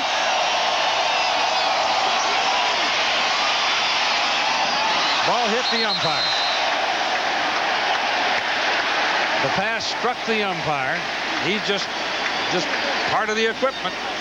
And it's 3rd down and 8. Pass is intended for number 17, Coleman Bell. Of course, he's got that lump on him. He doesn't feel like part of the equipment. There he is here. They're trying to get the ball to the receiver that's going to come out. Watches the official. This is just the quarterback's fault as much as anything. You've got to see the DBs, but you also have got to see ahead of the receiver. I mean, you may have been blocked out by the offensive lineman. Could have hit him in the face, and that may be part of the problem. Well, I don't know if you've ever tried to catch some of these balls that these big old strong-arm quarterbacks. You know, at my age, one time I foolishly down in the Bahamas tried to catch one from Joe Theismann, and he put the cross on me for a month. I mean, it just they'll knock you down with it if you're not used to catching it. So we've got timeout for the shaken official as a result of being struck for the pass. The umpire is not looking at. No, he doesn't see the ball at all. He's looking at the lines. Yep. Timeouts remaining. Florida State only 1. Miami with 3. And you're looking at a picture from the airship Shamu. It's about 2/3 the length of a football field. The pilots are Mike Fitzpatrick and Steve Adams, and the cameraman is Lawrence Carroll.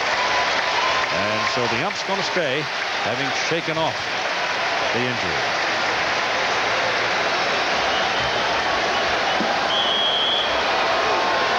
So hit him in the face, in the nose area more than the eye. Thank goodness. That'll heal. Stephen McGuire checks back in. 3rd down and 8 for the team. Beretta back. Pressure coming. Runs away from it. Gets his pass off. The pass is complete.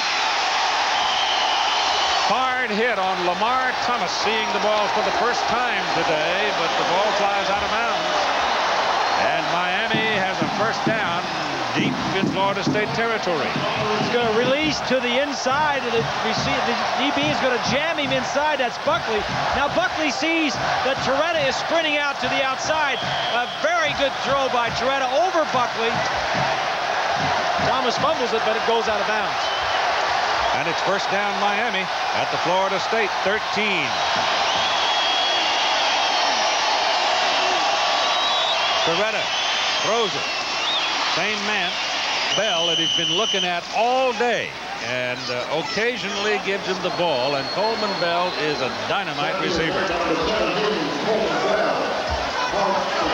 Bell is number 17. It's going to be a play action fake. That's a slow block. He blocks the man for a while. Hopefully the man covering him will slide back to the inside. This time the Seminoles play it pretty well defensively. Time remaining in the first half is now 1:25. And Miami is knocking on the door, trying to regain the lead as we come to halftime. In the second quarter, Syracuse 10, Boston College 10. Miami is charged with this timeout. The influence of these two teams, and in particular the influence of the way Miami plays offensive football, you're beginning to see it all over the country now. Yes, especially in the high schools, Keith, and especially in South Florida. A lot of the high schools use the 3 wide receiver, 1 back concept, and I tell you, if you don't adjust defensively, you've got a big problem. Georgia Bulldogs are rebounding after having been dismantled by the Florida Gators last week at the party in Jacksonville. In 2 weeks, Florida State goes to Gainesville to finish the season. Miami with 2 games remaining against Boston College and San Diego State. I think, Keith, if you got to talk about something in this first half as far as, you know, what's been the dominant factor, it's got to be the defenses. Both have struggled. Miami has turned the ball over 3 times. FSU has scored 10 points, turned it over once. But the defenses and the quickness and the speed, just like we thought, is very prevalent and controlling the game. 2nd down and 6 from the 9-yard line as the crowd comes up a little bit here now, trying to get involved in it. Back goes Torretta, looks for Williams, penalty flag as he pulls the ball down. He's taken down at about the 9, but let's see about the penalty. Umpire threw it. Usually that means a hold, because he's the man looking at the line. We have holding on the offense.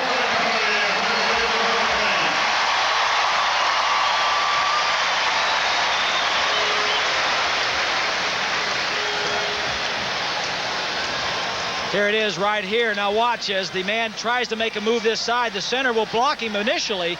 That's Harris, 54. He blocks him. Now watch him. Now it's the tackle. And the umpire's right there. Takedown. that umpire, you know, if you're an offensive lineman, especially a guard or center, you've got to look at your guy, but I'd also look to see where the umpire was on the initial alignment. Second down and 16 as the ball comes back to the 23.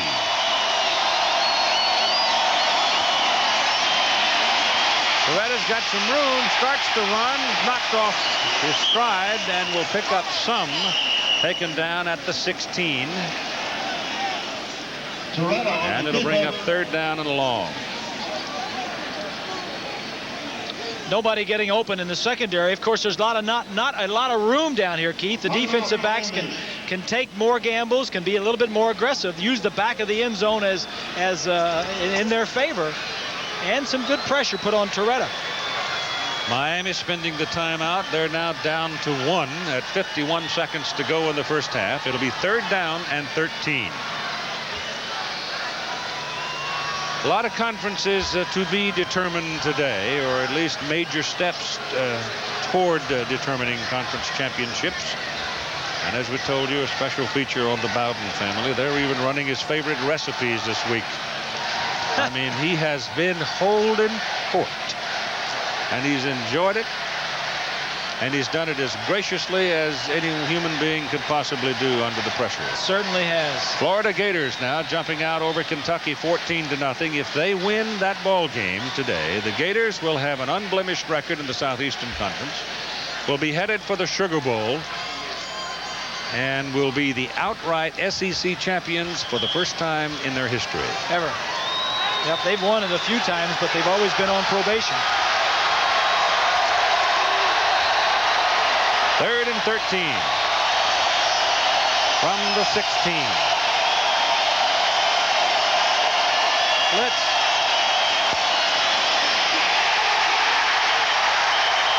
Right call, right time, right place. The loss is back outside to the 24-yard line, and it was Podrick McIntosh.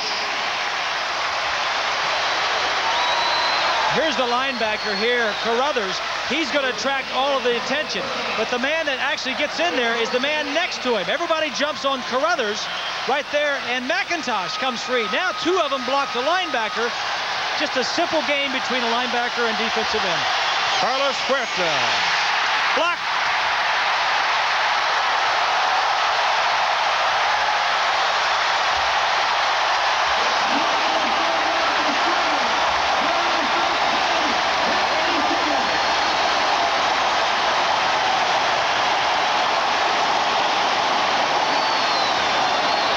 Seminoles blocked the field goal try, leaving 11 seconds on the clock. I think it was Sterling Palmer that gets a piece of it. Somebody gets in between the offensive linemen. Someone jumping down that. I can't see. Maybe it was 74.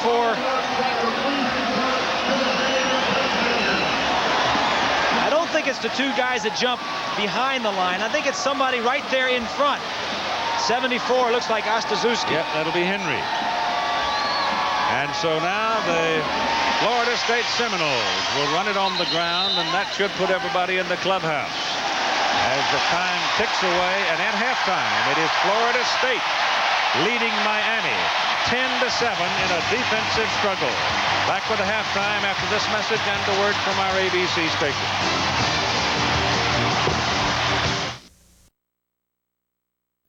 Miami in the very first possession of the game came back to lead 10-7.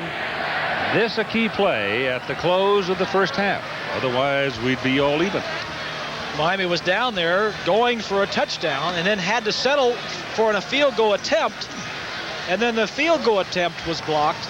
Big momentum change for Florida State.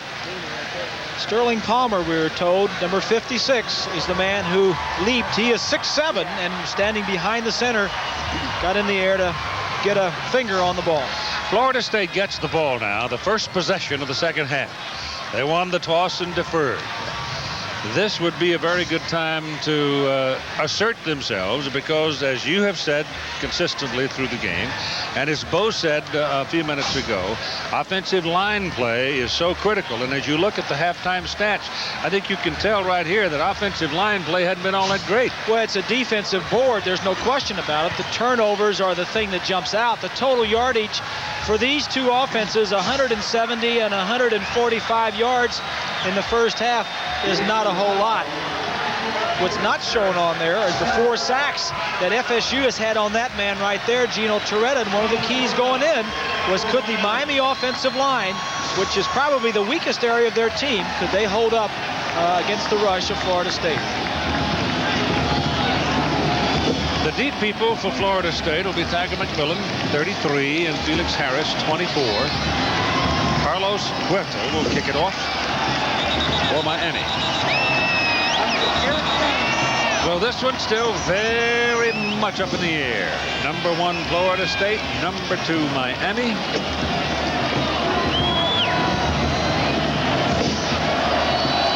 And here we go.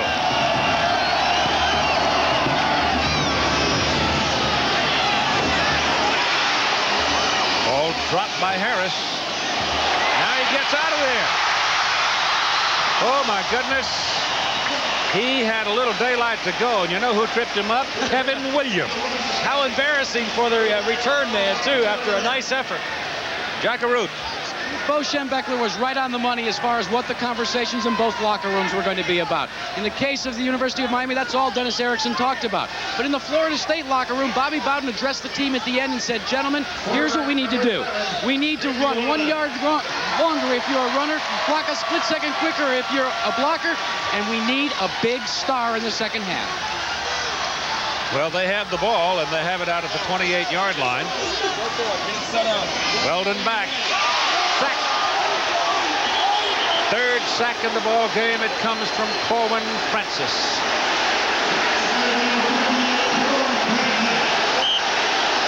Weldon has not yet stood up. He may have just gotten the wind knocked out of him, because he did get hit right in the middle of the back.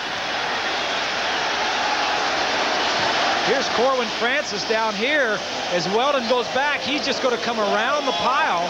Kind of a delayed blitz. He stands there for a second, drops back. I guess I circled the wrong guy, but he still gets to the inside. I'm just checking on all you guys out there, making sure you see which one I'm circling, who's blitzing. Right side of the screen, 58, Corwin Francis, backup linebacker. From the way he was hit, it may well be that he just has had the wind knocked out of him. Brad Johnson will hustle into the game, the big guy at 6'6", 215. Doesn't look as though anything with his lower legs, his knees or ankles, are a problem. Johnson started when Weldon was hurt in the LSU game. The next game, Johnson was the starter. Of course, he was the starter and lost the job to Casey Weldon. He's 6'6", 215. He is a senior. He is from Black Mountain, North Carolina. He has a powerful arm, but he's been sitting on the bench all day, and he didn't take that many snaps during the week in the preparation for this ball game. And they are still talking to and looking at Casey Weldon, the quarterback for Florida State. Now we get some movement.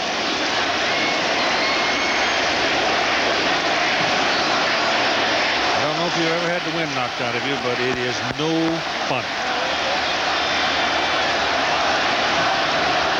And hopefully that's what it is. Second man in from the bottom right. 58 just comes around the pile, hits him in the middle of the back. He may have fallen on the football, Keith. Sometimes when you go down, you may fall on the football, and that can take the wind out of you very quickly. It looks like that's all it is. But he's got to come out for one play. That gets a roar from the home folks. And the ball is resting now near the 23-yard line. It'll be 2nd down and 16. And Johnson is in. Here comes the blitz. Ladarius coming around from the back. Johnson puts it in the air on the one play he's got. Gives it to Ant Lee. And Ant Lee runs that football across the 40-yard line to the 42, and it's a first down for Florida State.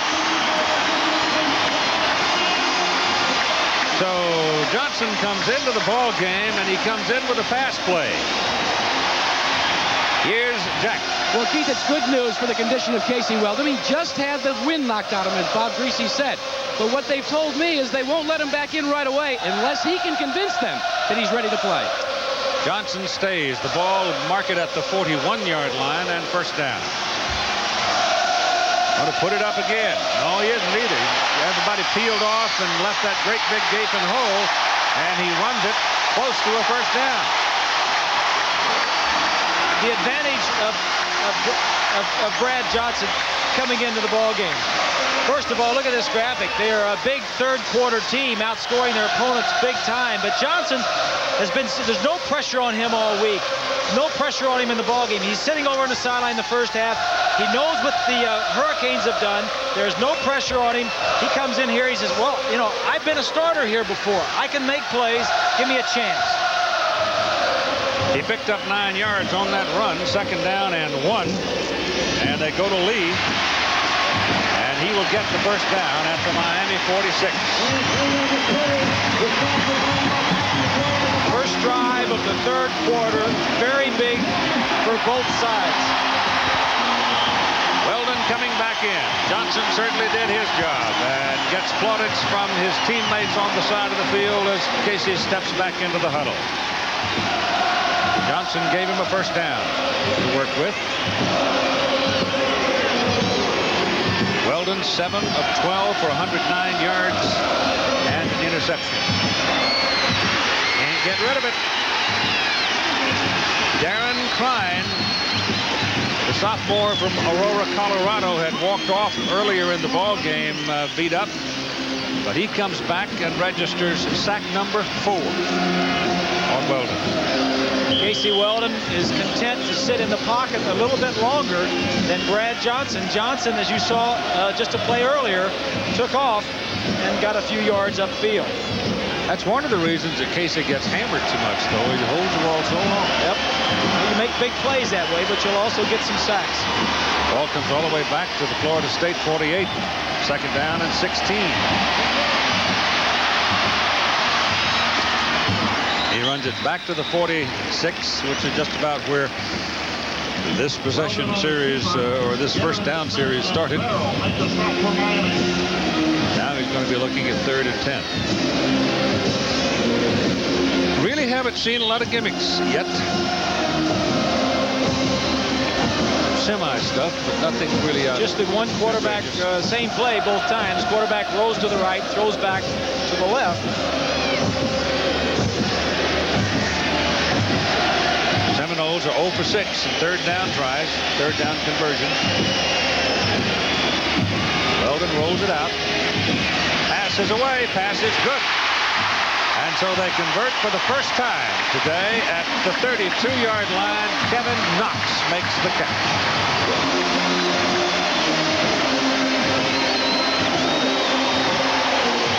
Good play, move the pocket. Both backs go with you. Gives you a little bit more time for the receivers to do their thing. Knox gets wide open, comes back to the quarterback. Big first down. That graphic you saw a few minutes ago, Florida State has been a heavyweight in the third quarter against everybody they've played. Another quick pop. Whoa, he drilled it. And it's caught by McCorvey. And it's a first down in front of Darrell Williams at the 20. Quick slant. Wide receiver's going to come down, break to the inside. Now the man who makes the play is right here. But Weldon, 3-step drop, sees the receiver on a little slant route. He's catching the tough balls right there. The play is there a lot, but you need a special receiver that will go in there and catch it. His McCorvey, remarkable family. Weldon back. Gets his pass away. Pass is completed. And it'll go for another first down for Florida State. It looked like McCorvey again, and it was.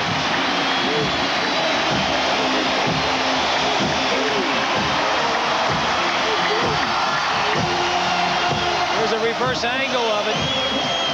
This play is made by Weldon. Now he should throw. Now it's all bets are off. He gets rid of the ball, avoids the sack. Tell you what, in big games, the big-time players come forward and make big plays. First and goal, Florida State, near the 8-yard line of Miami. Lee slides down. He was going to make a cut toward the boundary, and his feet left him. And there's a loss of 2. This is prescription turf.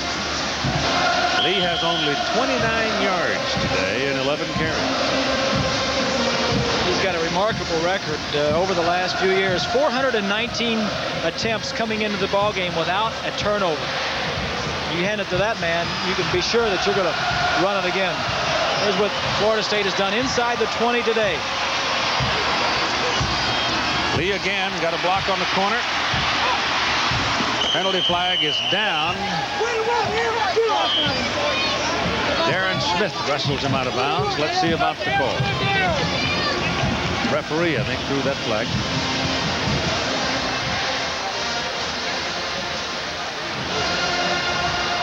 Offensive holding, 10-yard penalty. Florida State continues to shoot itself in the foot.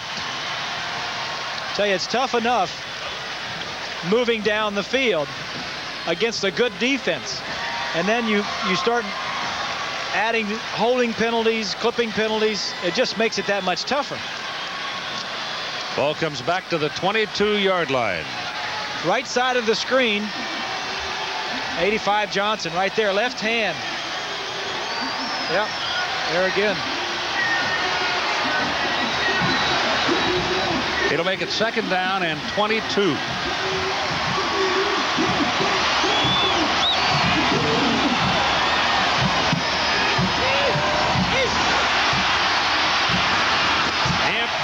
Nope, Bennett, Edgar Bennett. Bennett knocked out by Williams.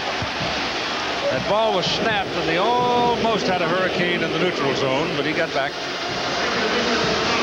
And Bennett's marked out inside the 15 near the 14-yard line, so they'll be looking now at 3rd down and 14.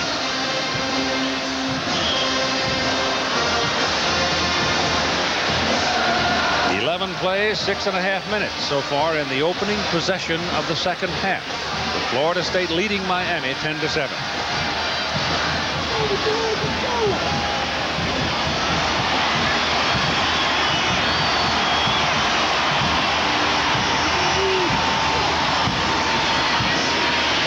Weldon's pass to the corner. No, he had it on the hands of number 1 Shannon Baker, and he couldn't hold it with Ryan McNeil defending. And it's 4th down. Take a look at the protection this time for Weldon. Good coverage. Look at this throw.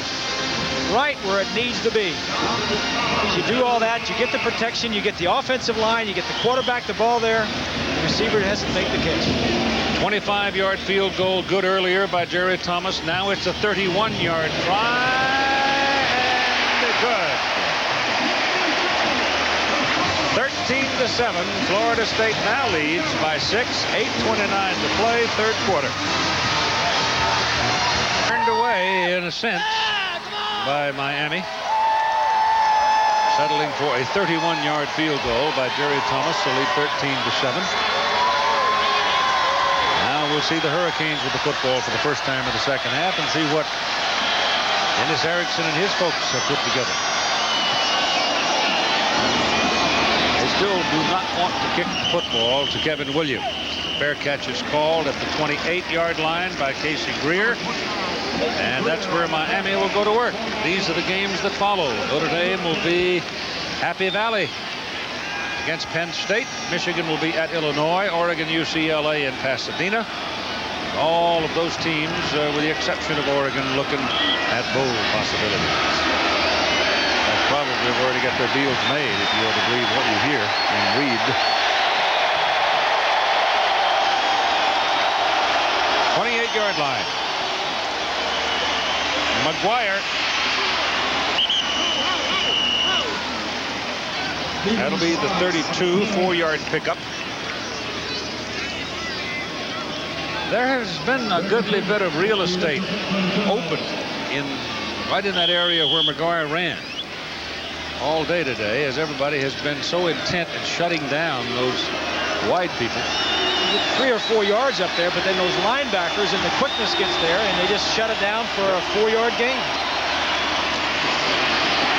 Jones tries it, and he only gets a yard as we go to Rocky.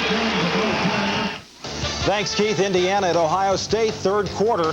And for the second time today, Carlos Snow will bust one up the middle. This time 13 yards for the touchdown. Buckeyes lead at 17-13. Snow's 8th rushing touchdown of the season. Let's go back to Keith. Kind of nice to see Carlos Snow bouncing back. It really is, isn't it? Severe injury. Yep. Third down, call it 5.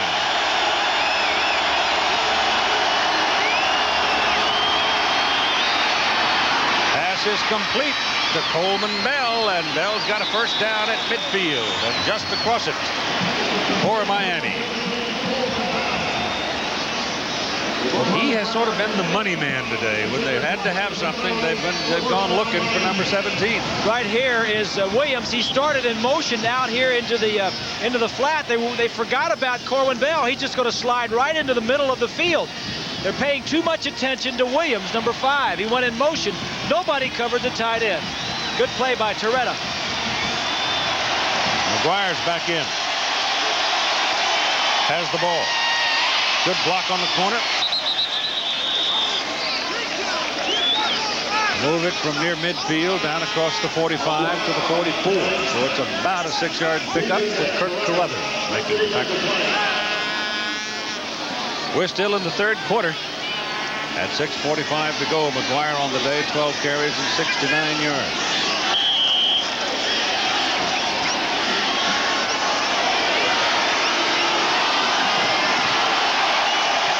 It's closer to 5, because let's call it second down and 5.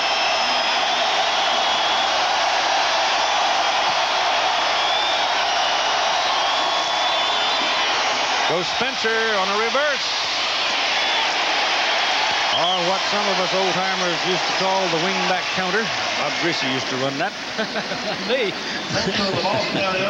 Just too much quickness for Florida State. They just they see it, recognize it, and run to the point of intersection and get him. The third down and 2 coming up. Here's Seminoles, defensive leaders. Three turnovers, and 4 sacks in the first half. This is McGuire for the first down. He didn't get there. He is just a little short. They'll undoubtedly want the chains on for this one. They will in a hurry. So that'll stop your clock at 5:56 to play in the third quarter. And the chains come on.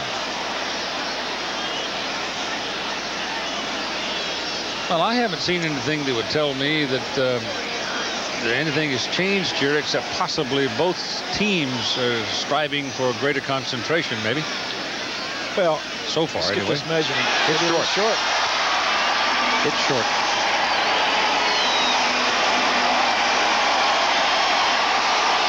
Well, looks like they're going to go for it, Keith. Dennis Erickson falls on the 40-yard line. Florida State is number 3 in the nation against the run. Miami is way down in rushing statistics. They're not known for the rushing. They need about a foot.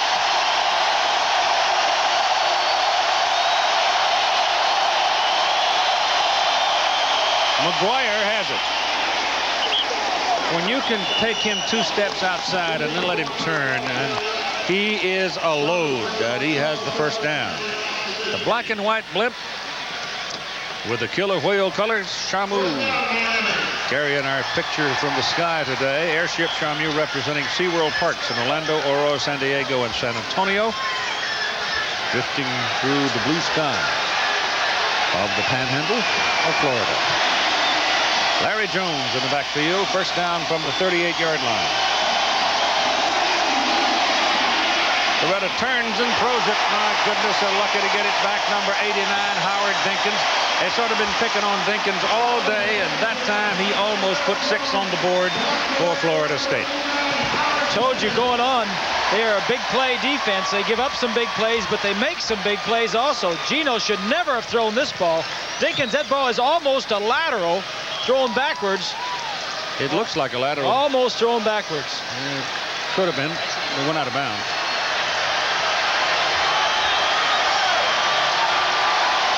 Kevin Williams lines up in the backfield. It'll be no back after he goes in motion. Here they come. Oh, they missed him.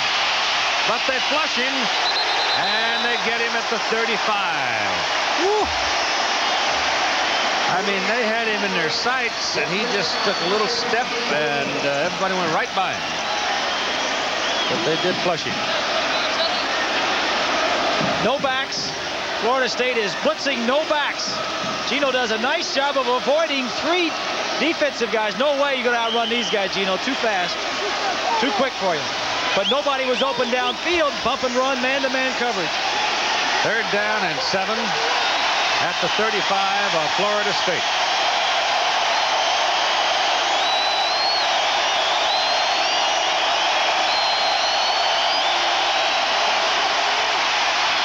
Goes inside to McGuire. 1-yard pickup. Marvin Jones hit him just as the ball arrived.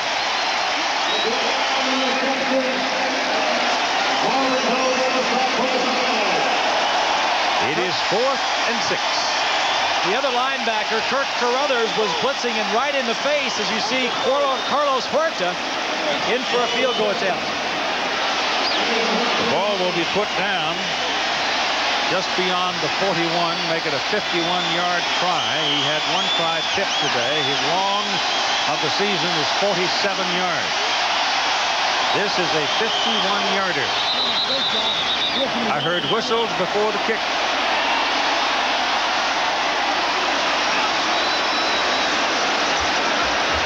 Florida State called timeout. That's what he's saying.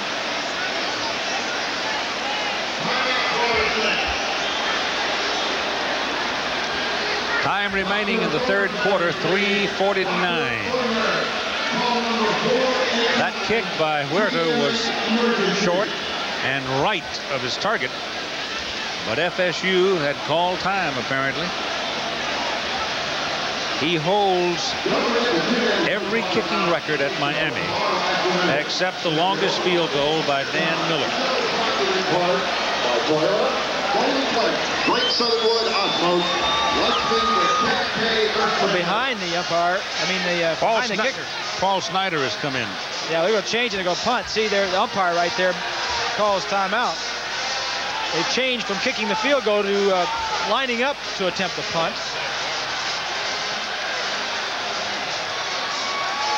Well, these guys out there, I wouldn't be surprised if somebody drop kicked it. You never know. Drop kicked it? These guys will do a lot of different things. Both of them. Well, Florida State has nobody back. Nobody back. All he's got to do is pooch it, and they're going to kill it way back there, and he's done a pretty good job of pooching it. Yeah, it's going to roll around inside the 10 and roll dead at the 7. So that worked out pretty good for the Miami Hurricanes. Junior, when he was a freshman at quarterback for Miami, he was intercepted on the first play from scrimmage. Then Dexter Carter scored on the next play. 7-0 lead, and Florida State in 1989 went on to win it. And right now, Florida State is leading Miami 13-7. They have the football, first down at their own 7-yard line, and Kevin Mancini is back in at offensive tackle. Casey Weldon in the ball game, 10 for 16, 147 yards, intercepted once.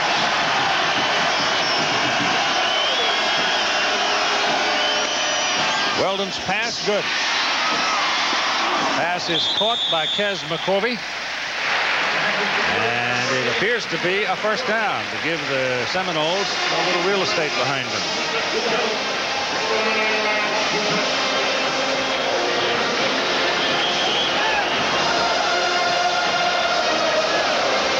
Nebraska trying to make it back down to the Orange Bowl. One of these two teams are going to be in that Orange Bowl game, it looks like.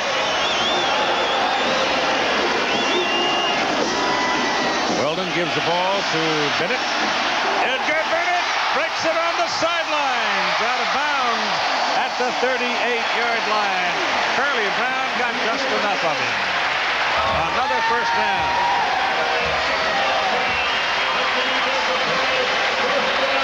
Watch the block on number 1, top left of your screen.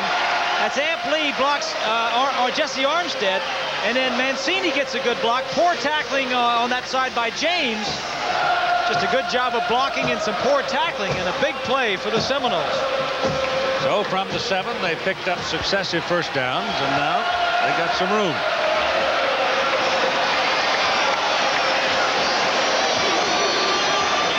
Here they come. Amp Lee blows it up the middle.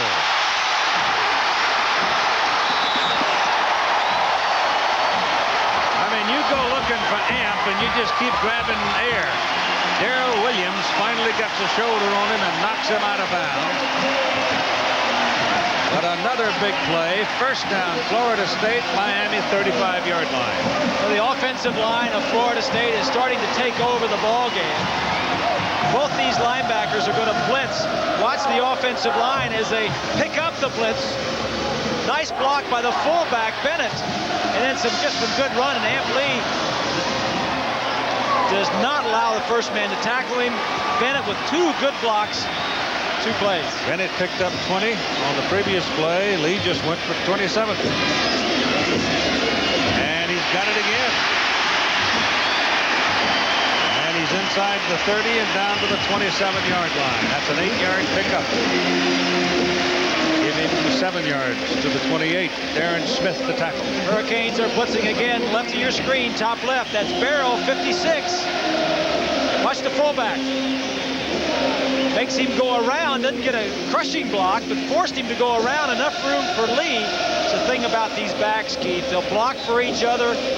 Lee running the ball. Bennett running the ball.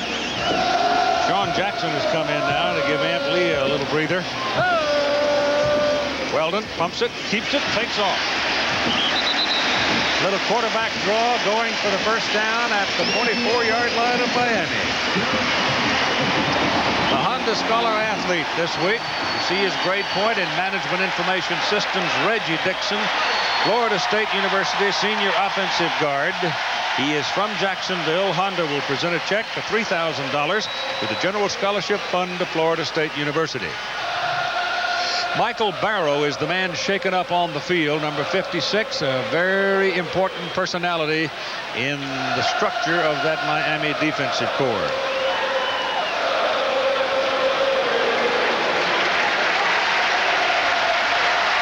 Well, that looks pretty good. I expect we'll see him again. Looks like he gets one of his feet caught. Tries to dance around, jump around the block right there. Maybe his left foot gets caught underneath the leg of Edgar Bennett. Hurricanes looking a little bit disorganized on these last couple of plays, Keith. That time one of the cornerbacks barely getting out to the alignment over the wide receiver. From the 24 now on the Miami end of the field, first down, Florida State. Weldon gives it to Jackson. Not a whole lot there for that one. He was a little late getting started, and by then Eric Miller had him in sight and got him. Well, we thought that Florida State would try to run inside, and that's what they've done on this drive, especially at the Hurricanes. 13-7, Florida State leading at 1:40 to go in the third quarter. Pace of the game quite deliberate.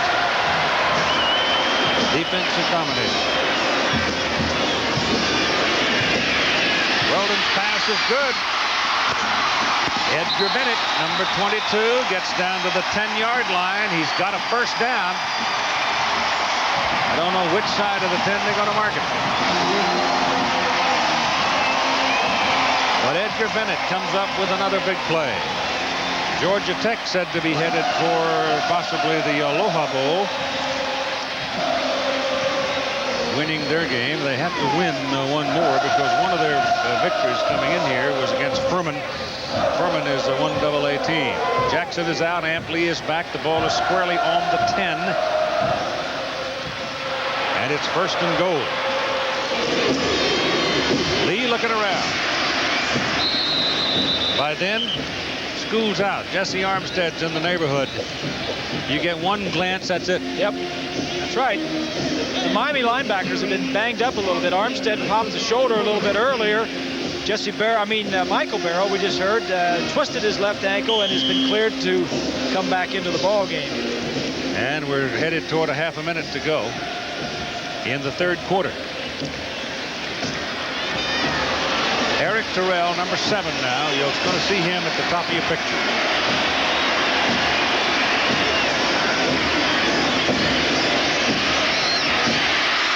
Weldon looked at him, came back into the middle to his tight end, Lonnie Johnson, and hit him on the numbers at the 5-yard line. So that'll probably be the last play of the third quarter, and it is, for sure. Now they whistle it.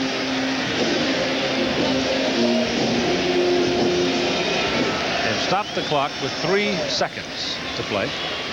Weldon now shows 13 of 19 in his personal stats for 176 yards.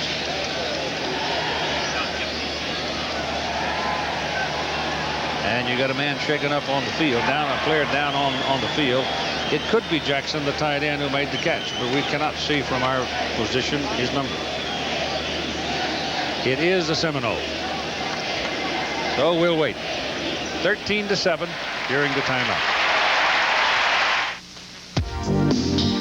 We have time for one play. In this possession by Florida State, which started back at their 7-yard line, they've run 9 plays, covered 89 yards, used 3.5 minutes.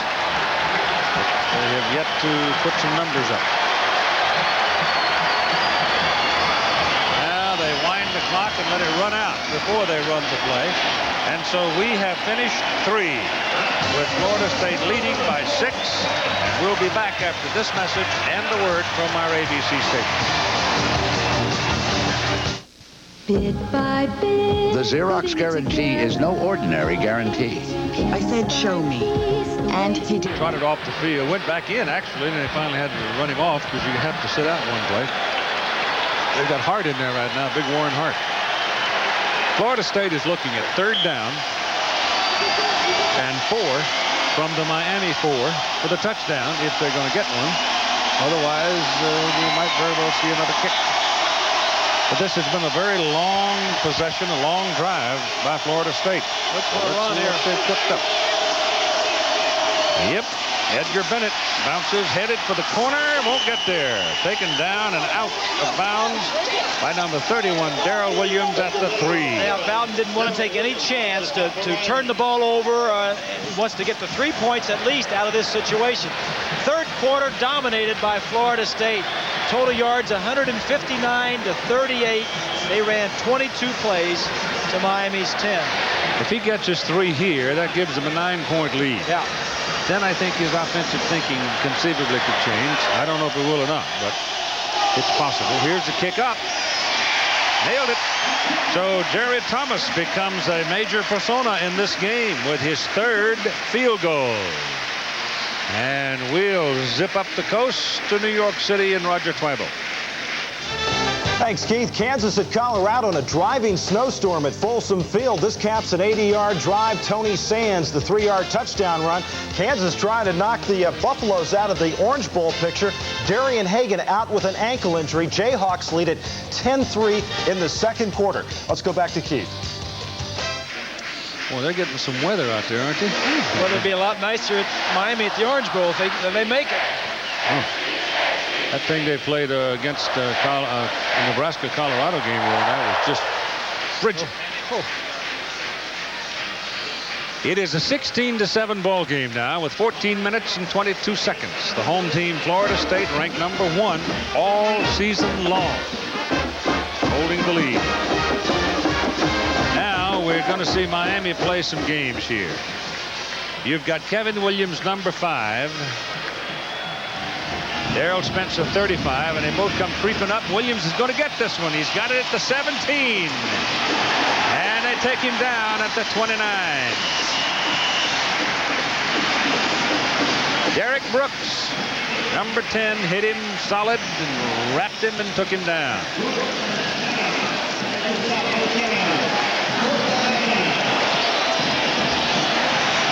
You look at Florida State's scoring drive as Miami starts its possession here, and I should point out that Miami has been inside the Florida State 35 the last 4 times they've had the ball. They've been intercepted, missed a field goal, and punted. Yep. Stephen McGuire lines up in the backfield.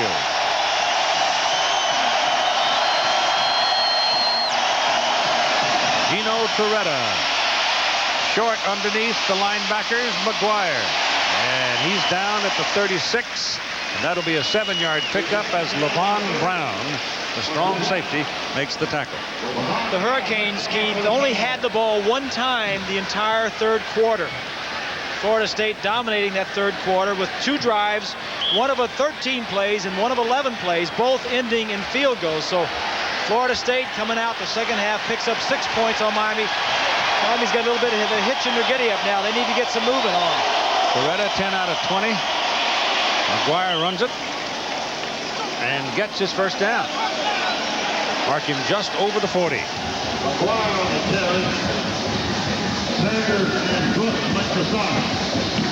Record crowd today at Doak Campbell Stadium. Watching this 35th meeting between these two schools. 63,442. That passes the old mark of 63,190 set last year when the Florida Gators were here. Torretta back to the sidelines to Kevin Williams to the 45. Chris Cowart makes the tackle. And the clock stops as he goes out of bounds, and we check in with Jack. Keith, you know the last time we were here, the kicking game for Florida State, well, it was really a problem. It's changed, but look at one of the new things they've unveiled today. This is a special kicking net. Now, these are the goalposts. What you do is you bring the ball back here, and you've got the right angle to get it through the uprights. Everything's good except the kicker misses 2 or 3 times. You won't have a whole lot of confidence. And this is a big blow up the middle by McGuire. He had a big hole and then just started running through people. And they don't stop him until he's all the way down to the Florida State 28-yard line. Wow. Miami's passing game gets all the glitter. It's explosive. But it's the running game that beat Florida State last year. 334 yards on the ground last year. And Miami's doing some business on the ground again here this afternoon. McGuire has 16 carries for 103 yards, and Larry Jones is in. First down for the Canes, and Torretta to put it up. Throws it underneath. Goes to Lamar Thomas. Thomas is down around the 21. Miami showing a little more grit, a little more determination in this possession than they did in the previous one.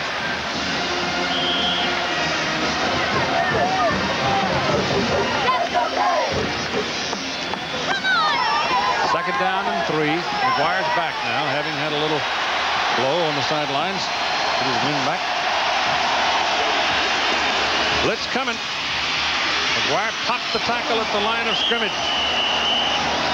And Leon Fowler finally wrestles him down, but he's got another first down. Kirk Carruthers had a shot at him right on the line of scrimmage, and he ran right through it. McGuire really pounding hard.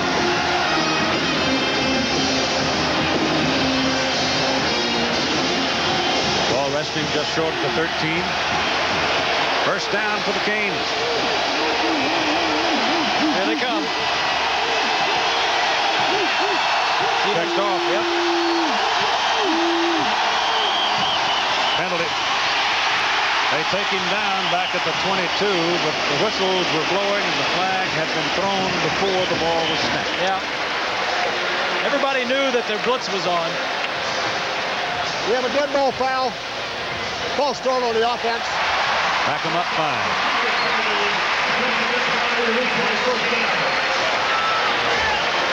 Everybody knew the blitz was on. This is the man that was blitzing, but over here, this was the man that jumped a little bit early for the Hurricanes. He's already up in his stance. Gino had saw it, checked off. You got to keep your poise in those situations. If you know what's coming and you get to the right play, you can take advantage of it. The penalty puts them back on the Florida State 19. Where it's first down and 15.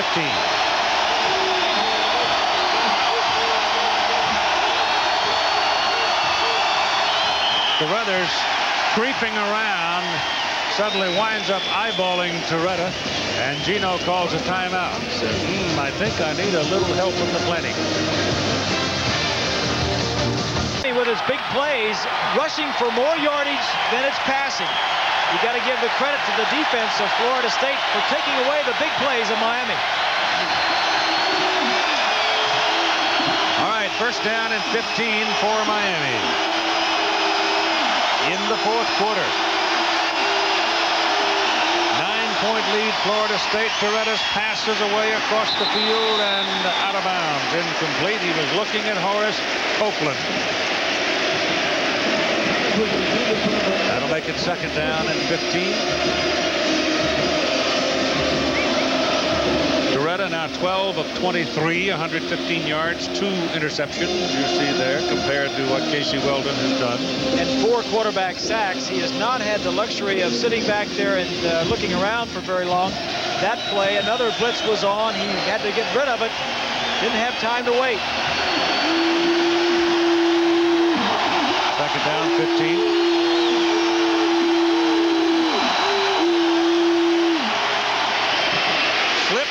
Carruthers gets him.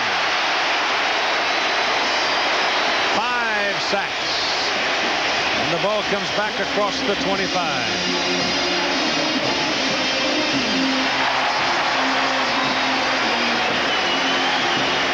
Here's Carruthers out here, the linebacker. He's going to slide to the inside, kind of sneak in here. Gino's going to go back, look downfield.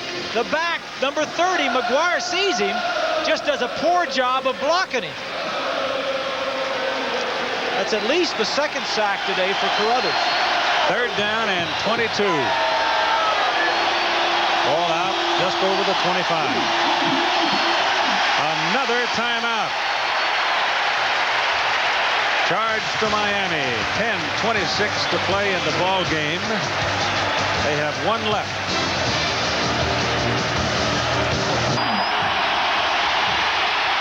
They got him.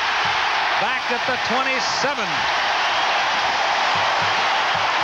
6 sacks. Simpson did it this time. They're just blitzing him, Keith. The inside linebacker is here. The cornerback is here. They're both going to be coming along with all the other defensive guys.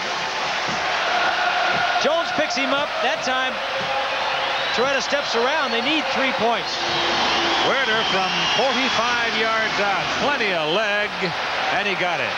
Carlos Huerta. 9:48 to play now. And it's a 6-point game. 16-10, Florida State.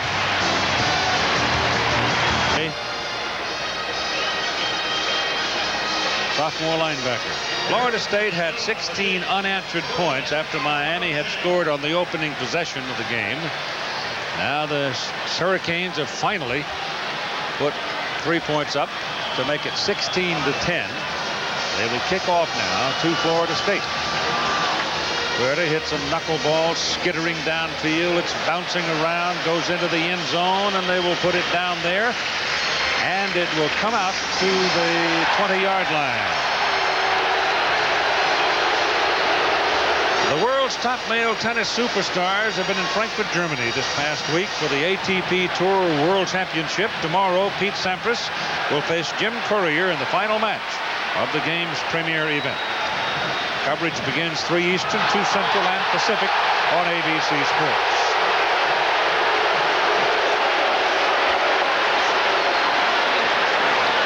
Told Keith that Patterson has a sprained knee. He will not be back in the ball game.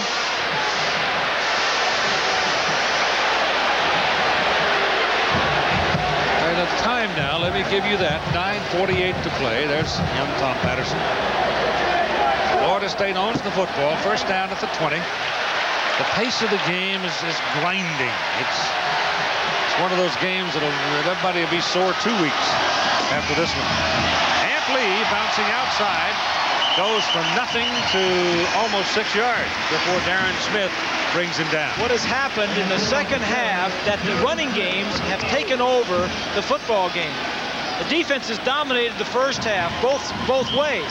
The second half, nobody's throwing the ball. Everybody's starting to run the football, and we've only had 4 possessions. Florida State had 2 possessions, both of over 10 plays. Miami has had 2 possessions, both were 10 plays, and mainly on the ground.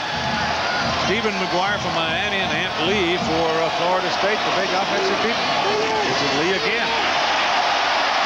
First down if they give him where the ball went down, and it looks like they're going to.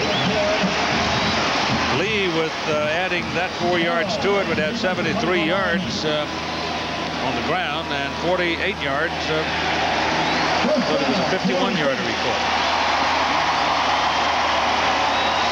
Florida State seems to own the second half.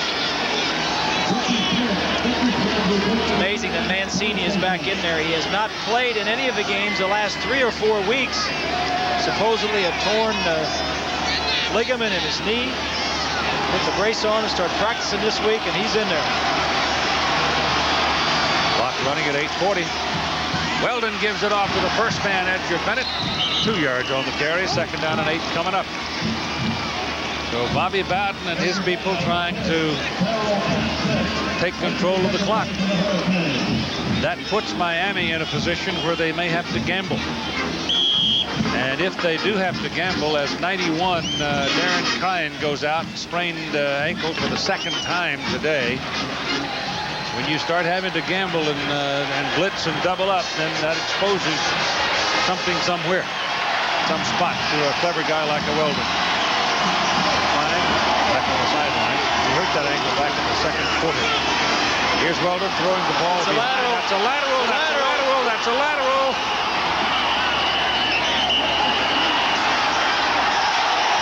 Now the man on the official on that side is waving it off as an incomplete play. Well, he was blowing his whistle. That means since he has blown his whistle, the play is dead. But that was a lateral pass. It was thrown behind the receiver. Now watch it. Ball is tipped. Deflected. Okay. All right, all bets are off. Didn't see it. Good call by the linesman. But once he's blown that whistle, it's dead anyway. That's true.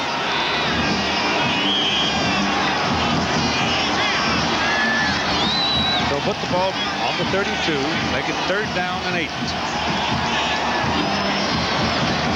Is this where you run your ace in the hole? Is this where you show your gimmick? You're trying to pick up a first down, whatever your best play is. I don't think you're going to pull any gimmicks out in this situation.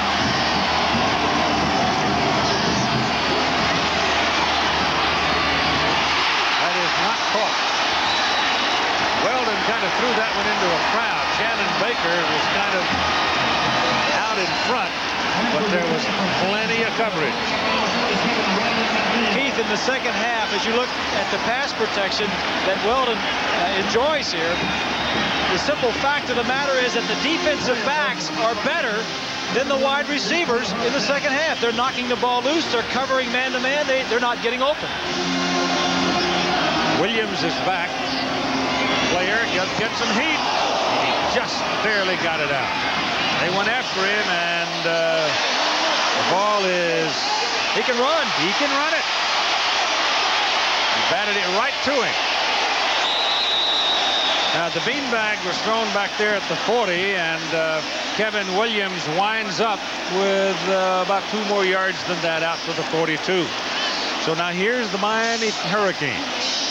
They trail by 6 points. They own the football at their own 42-yard line. They've got 7 minutes and 20 seconds to play in this ball game. And they are a homer hitting club. They have plenty of time left on this drive. They've got over 7 minutes. If they don't do anything on this drive, when they get it back the next time, they only have 1 timeout left. Right. These guys love to go vertical.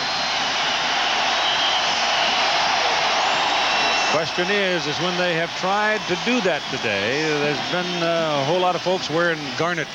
The whole concept here, as we look at this discussion, which I don't know what it's about, is that Mickey Andrews, the defensive coordinator for Florida State, has blitzed Torretta and the Miami offensive line.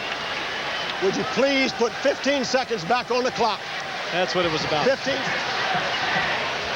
And what they're doing in blitzing him, they're not giving him time to throw the football.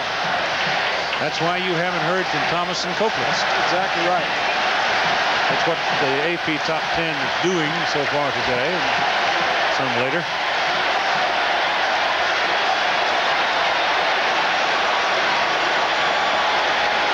Washington Huskies kind of got an eye cocked on this game, I would think, since they're 3rd ranked in the country. They were involved in a defensive struggle themselves last week at Los Angeles. I would think that the Huskies are pulling for Florida State, and then in 2 weeks, when the Seminoles go to Gainesville, they'd be pulling for the Gators. First down and 10 at the 42-yard line. Here comes what one would sense to be a very important possession in this ballgame. Torretta straight back. Keeps on. Carruthers first man to hit him. 7 sacks. Here's Roger. Well, Keith, update you on that Kansas-Colorado game in the snow at Boulder. After the Jayhawks scored, Colorado came right back. The halfback option, Lamont Warren to Charles Johnson downfield. 48 yards on a touchdown pass, and the Buffaloes tied up at 10 in the snow out in Colorado. Well, those guys, they all have frostbite, but I guess when you're young. Ball is back near the 37. Torretta looking around, lobs it downfield for Bell. That's a good catch. Beautifully touched pass. Great catch, huh? Coverage was there. Torretta finally threw this one away. Instead of taking the sack, he just threw it up high. Bell is 17. It's a slow block. Fuller, McCorvey, 26. He doesn't see the ball.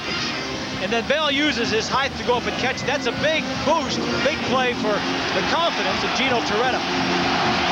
First down for the Hurricanes at the Seminole 41. 6:10 to play in the game.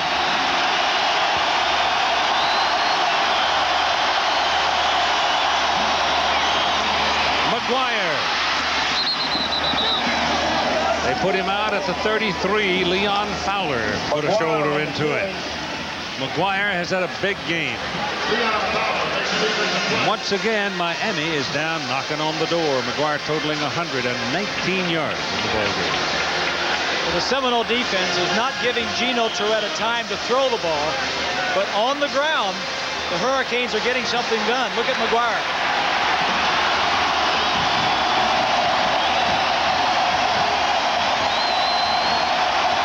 Second down, long 2.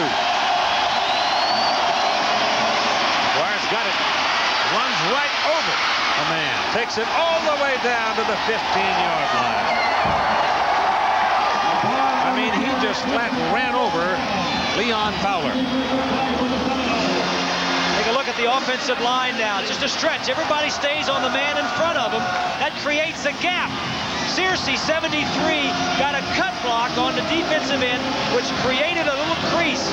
McGuire saw the crease, cut back, and a big play. All right, they put the ball down at the 16. First down, Miami.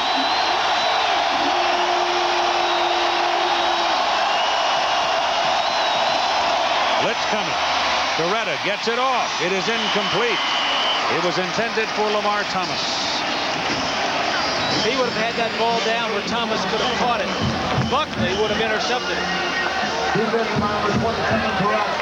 Terrell was right there.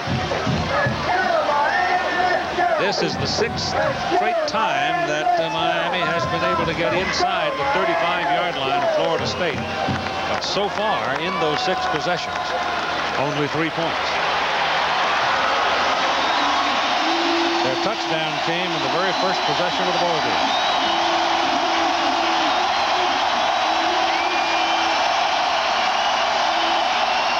McGuire, whoa, he ran into number 55, Marvin Jones. I thought he stopped rather abruptly the way he'd been running over people. That's why it's Mr. Jones. They had been blocking Marvin Jones pretty well in the second half. He got 3. It's 3rd down. Bowden has taken away the big play offense of Miami and forced them to run the football. This is a very long 6, close to 7 yards.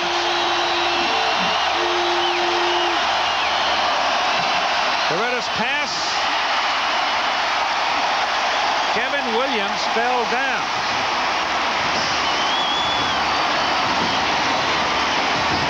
Richard Coase was sort of looking around to see if there was a yellow flag coming. Is it Coase or Knight? It's Knight, 13. Knight, yeah. The coverage is there. The route isn't that good. He rounds it off. You can't throw a ball out there. Knight may cut in front of him. Canes are going for it on 4th down. 16-10 ball game. And on 4th down, the Canes are going for the bundle. Beretta back quick, lets it go. Pass is complete. Pass is caught. Pass is good for a 1st down and goal to go at the 3-yard line to Horace Copeland. That's his first catch of the day. Top of the screen, Copeland on Buckley. Is that a big catch or what?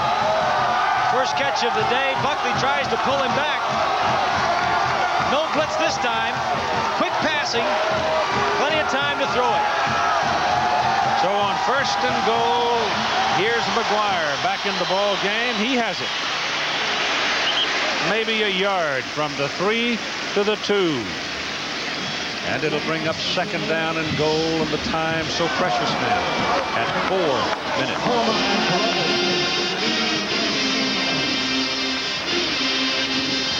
Florida State took the lead in the 2nd quarter. Built it to 16-7. Miami cut it to 16-10. And now they're threatening to regain the lead. McGuire, a half a yard.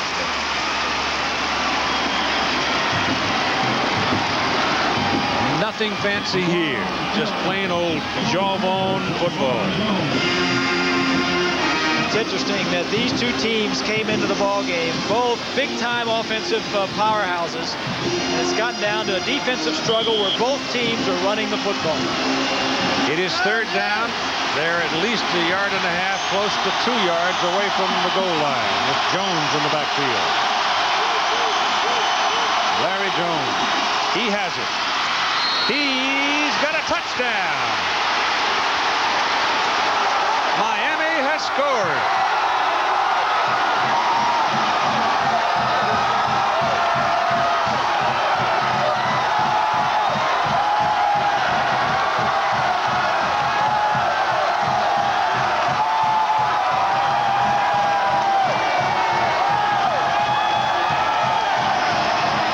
Watch your snap. Medeiros. Backup snapper. Snap's all right. The kick by Huerta is good.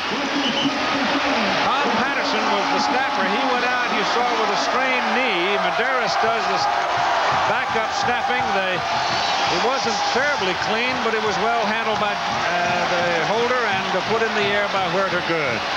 And Miami leads 17-16.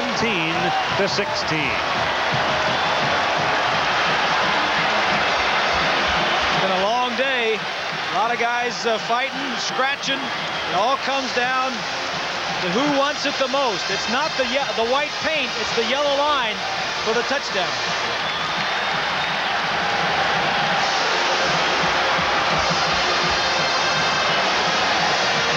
Well, McGuire does most of the heavy head knocking. And what got down to cases, they needed the fresh legs of Jones, and he stuck it in the end zone. You got 3 minutes and 1 second to play in the game now. Yeah.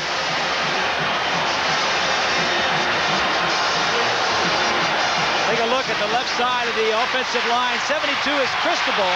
17 is Coleman Bell. Just enough to get him in. All right, Miami with a 1-point lead will kick it off now, leading 17-16. Those are the games that are coming up. This one is running long. We've got 3 minutes to play as number 1 Florida State now trails number 2 Miami by a point. Tiger McMillan and Terrell Buckley are back for Florida State. Huerta will kick it off.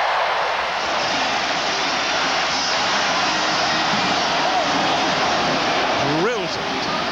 No return of this one. Way back into the end zone, and Florida State will go to work. First down at the 20. As you take a look at the scoring drive of Miami, another 11-play drive. That's 3 drives in the second half, all over 10 plays. But Keith, it gets down to this. 3 minutes to play. Number 1 against number 2. Number 1 is behind. You've got Casey Weldon, probably the best quarterback in the country, who is in contention for a big trophy, the Heisman Trophy, best player. It's going to be interesting to see what happens. All they need is 3. Their history in place kicking has not been pronounced. Weldon coming to the ball, 13 of 21 for 176 yards. His pass is away to the sideline, and it's close to a first down. Depends on where they put him out. Pass is complete to Piers McCorvey. Here's a look at what Miami has done in the second half with the football. They had the possession, 8 possessions in the first half. Never had it more than 10 plays in any position. In fact, didn't have it any 10 plays. Second half, all 3 possessions, at least 10 plays. McCorvey has become the big play man for them now. He made that catch for 9 yards. It's second down and 1.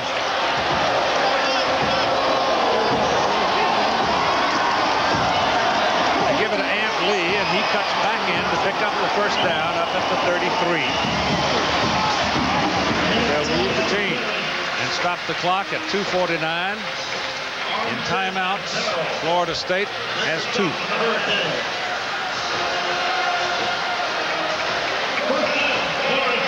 Casey Weldon looking to the sidelines. They wind the clock on him. Now he's got to get his team up to the line in a hurry and get it going. 2:40 to play in the game. They trail by 1.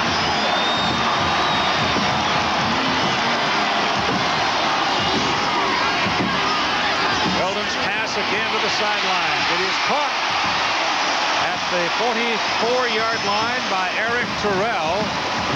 Almost slipped away. There just wasn't room for him to make the turn. One of the favorite plays of FSU, I formation, tight end down the middle, and the wide receiver runs an out. McNeil, 47, had some ideas about going for the interception. First down at the 44 for Florida State. Weldon now 15 of 23, 196 yards.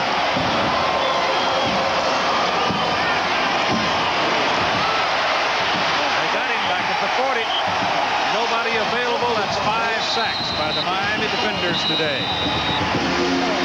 Well, we just showed you on the last replay how McNeil, the left corner, was trying for the interception. That time, the receiver was running it out and up, trying for the home run. Loss of 3 yards on the play.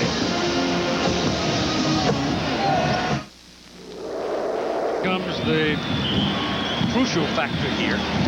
That and Florida State's desire to move the ball. But you have 2 minutes and 18 seconds to play. Weldon on that sack lost 3 yards. They're looking at second down and 13 from their own 41.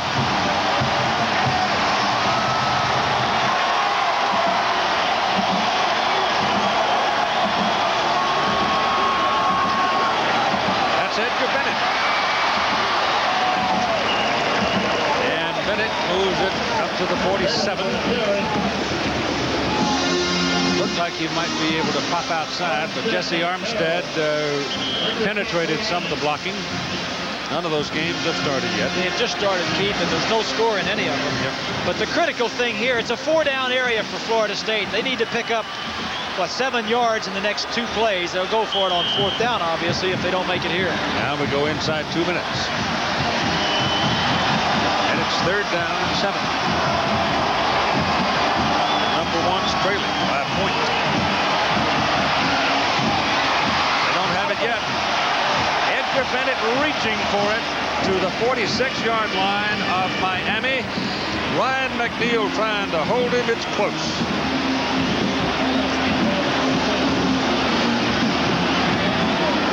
Well, he went out of bounds, but I couldn't see from the players over here on the near sideline. Big effort. Precious time is ticking away here. It's going to be 4th down and about half a yard. Play very, very, very slow coming in from the sidelines, and it's going to force Florida State to spend the last timeout. They wasted 30 seconds and then finally called timeout. You got 1:15 to play in the game. This Christmas, Tandy Computers, some of the best-selling PC compatibles in America, are on sale at Radio Shack. 4 complete systems with color monitors start at just $599.90. All come with 24 unique. They have no timeouts remaining. Bobby Bowden has got a timeout here, Keith. A lot of time for him to think. He's known for doing some things at different times that may surprise you. He may put on a play. It's 4th and 1. He may put on a play, a big play, a short yardage, run it into the line, fake it, and try to throw something deep. He may allow Casey Weldon to come up to the line of scrimmage and see if that play is good. If it's good, they may run it. If it's not good and Miami's playing deep, he'll say, all right, we're going to run this other play. We'll check to it and just pick up the 1st down. You better be right, or there won't be a second chance. Well, he's been a freewheeler for a long time. It looks like Miami is lining up deep. They'll probably run something to pick it up. They only need about a half a yard. They give it to Bennett. Bennett bounces off the pile. He's still going and is finally thrown down around the 40-yard line. So that'll be a 1st down for the Seminoles. Clock stops when the chains are moved. That used 5 seconds. Jerry Thomas has now started to warm up. Dan Mowry has been warming up for Florida State. And the man hurt is Rusty Medeiros for Miami. Medeiros, who has been a very prominent figure today in the defensive effort by the Miami Hurricanes. That's Mowry 9. Thomas is 15. Mowry was the field goal kicker earlier in the year. Missed a whole bunch of extra points and some field goals. In fact, Bowden says, I don't know what we'll do because that was the weakest area of our team if and when we get into a close ball game. Well, they're in one now, and Mowry kicks the long ones and Thomas the shorter ones. With as much pressure as you have in this ball game, but right now you need a steel stomach to go out there, and Rusty Medeiros from the Ozarks is going to have to leave. It looked like they might have been working on his hip. Couldn't tell, but he's obviously in no condition to stay in the ball game. A big loss for the Hurricanes. He is their best defensive lineman. The placement of the ball is just short of the 40. The time remaining is 1:10. Florida State does not have a timeout remaining.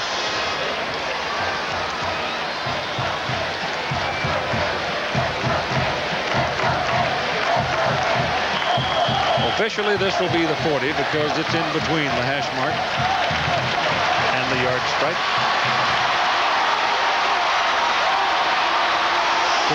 McCorvey and Baker, the wideout people.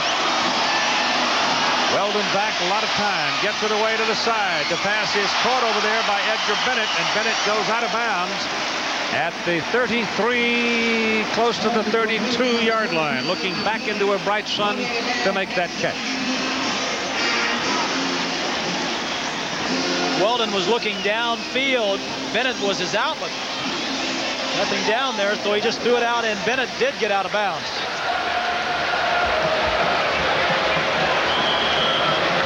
It's a dangerous pass. You got to make sure there's no DBs in between you. We got the law over there. We got officials over there. We've got coaches. They put it on the 33, where it is second down and 3. 1:04. Pass down the middle is incomplete. Intended for Lonnie Johnson, the tight end. I thought for a minute you were going to have a hitch and go out here in this far corner with number 7 Terrell, because he ran the hitch and then didn't go. And in hindsight, when he looks at the game film, he'll wish he had, because it opened up for him.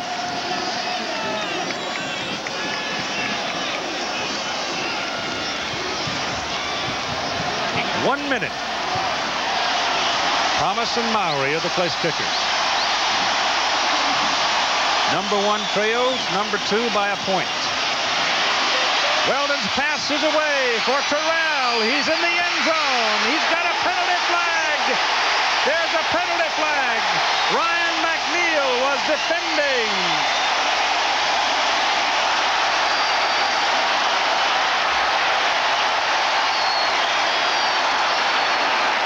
College football, it is marked off from the line of scrimmage, not down near the goal line. It'll be a 15-yard penalty and automatic first down. Defensive pass interference.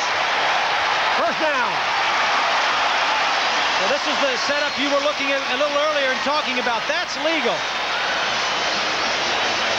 That's not. That is not. He mugged him.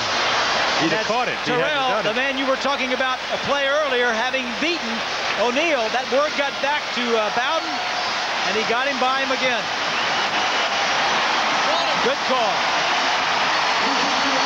It is a first down for Florida State. The ball is at the Miami 18-yard line. 53 seconds to play in the game. They are now definitely in field goal range. Ball was right on target, wasn't it? Yes, it was. Well, you try to score. You try to score safely. You don't take any big chances. But he's got to remember, his field goal kickers have been his problem all year. Ampley slipping and sliding, and will get a couple of yards to the 16, and that's all, as Jesse Armstead takes him down.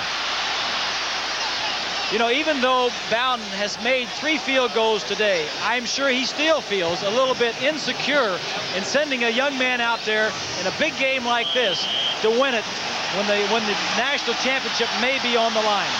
Clock is running and coming up on 35 seconds. Weldon runs up behind the center. Looks like he wants to throw this ball on the ground, and he does.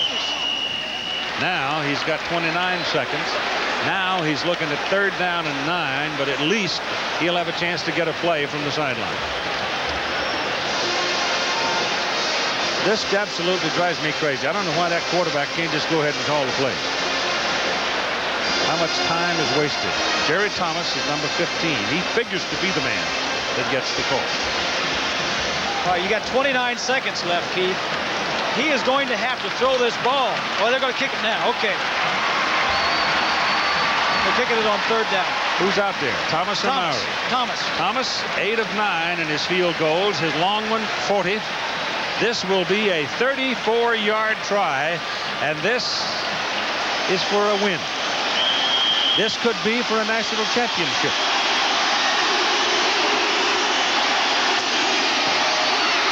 It's up. Missed it to the right.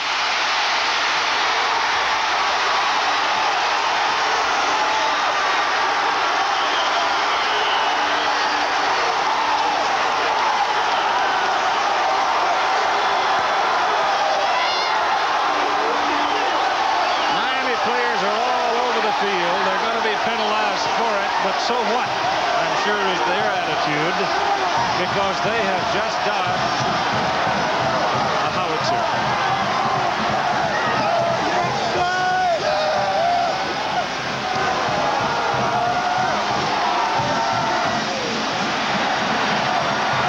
So Bobby Bowden is about to go 5-11 against Miami.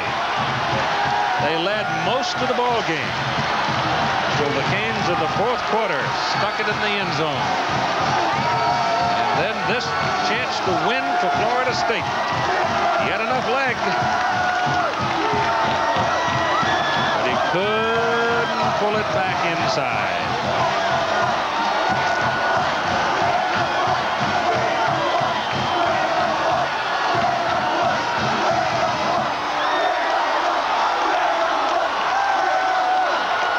It's on the wrong side of the uprights.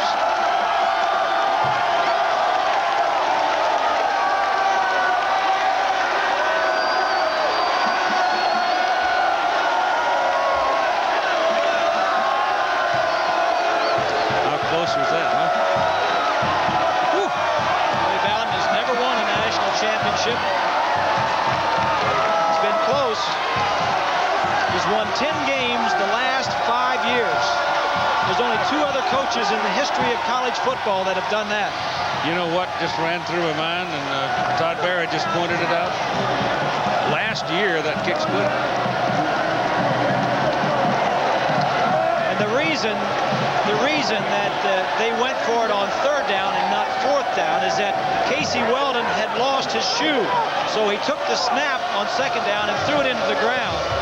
They didn't have any timeouts left, so he didn't really have time to get his shoe back on and run one more play and then possibly kick it on 4th down.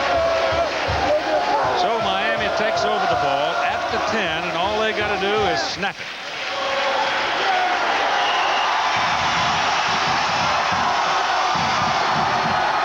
Beretta touched his knee and then threw the ball up in the air, and the prancing and dancing is on. Miami Hurricanes all over the field at Doak Campbell Stadium. The clock ticks into history. Your final score, Miami 17, Florida State 16. Chevrolet most valuable players of the game are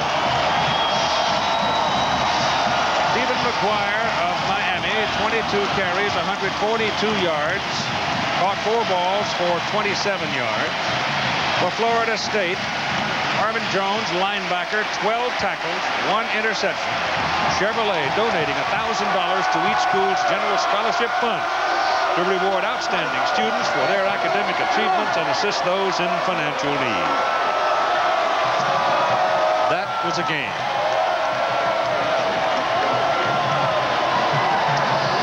Stay tuned for the second half of the doubleheader. Regional games coming around the country, and we're about to leave you as Miami beats Florida State 17-16, and how close it was one more time for Bobby Bowden and the Florida State Seminoles. Miami is now in a chance to win another national championship. They play at Boston College and will be at home against San Diego State. So that's your final score right there.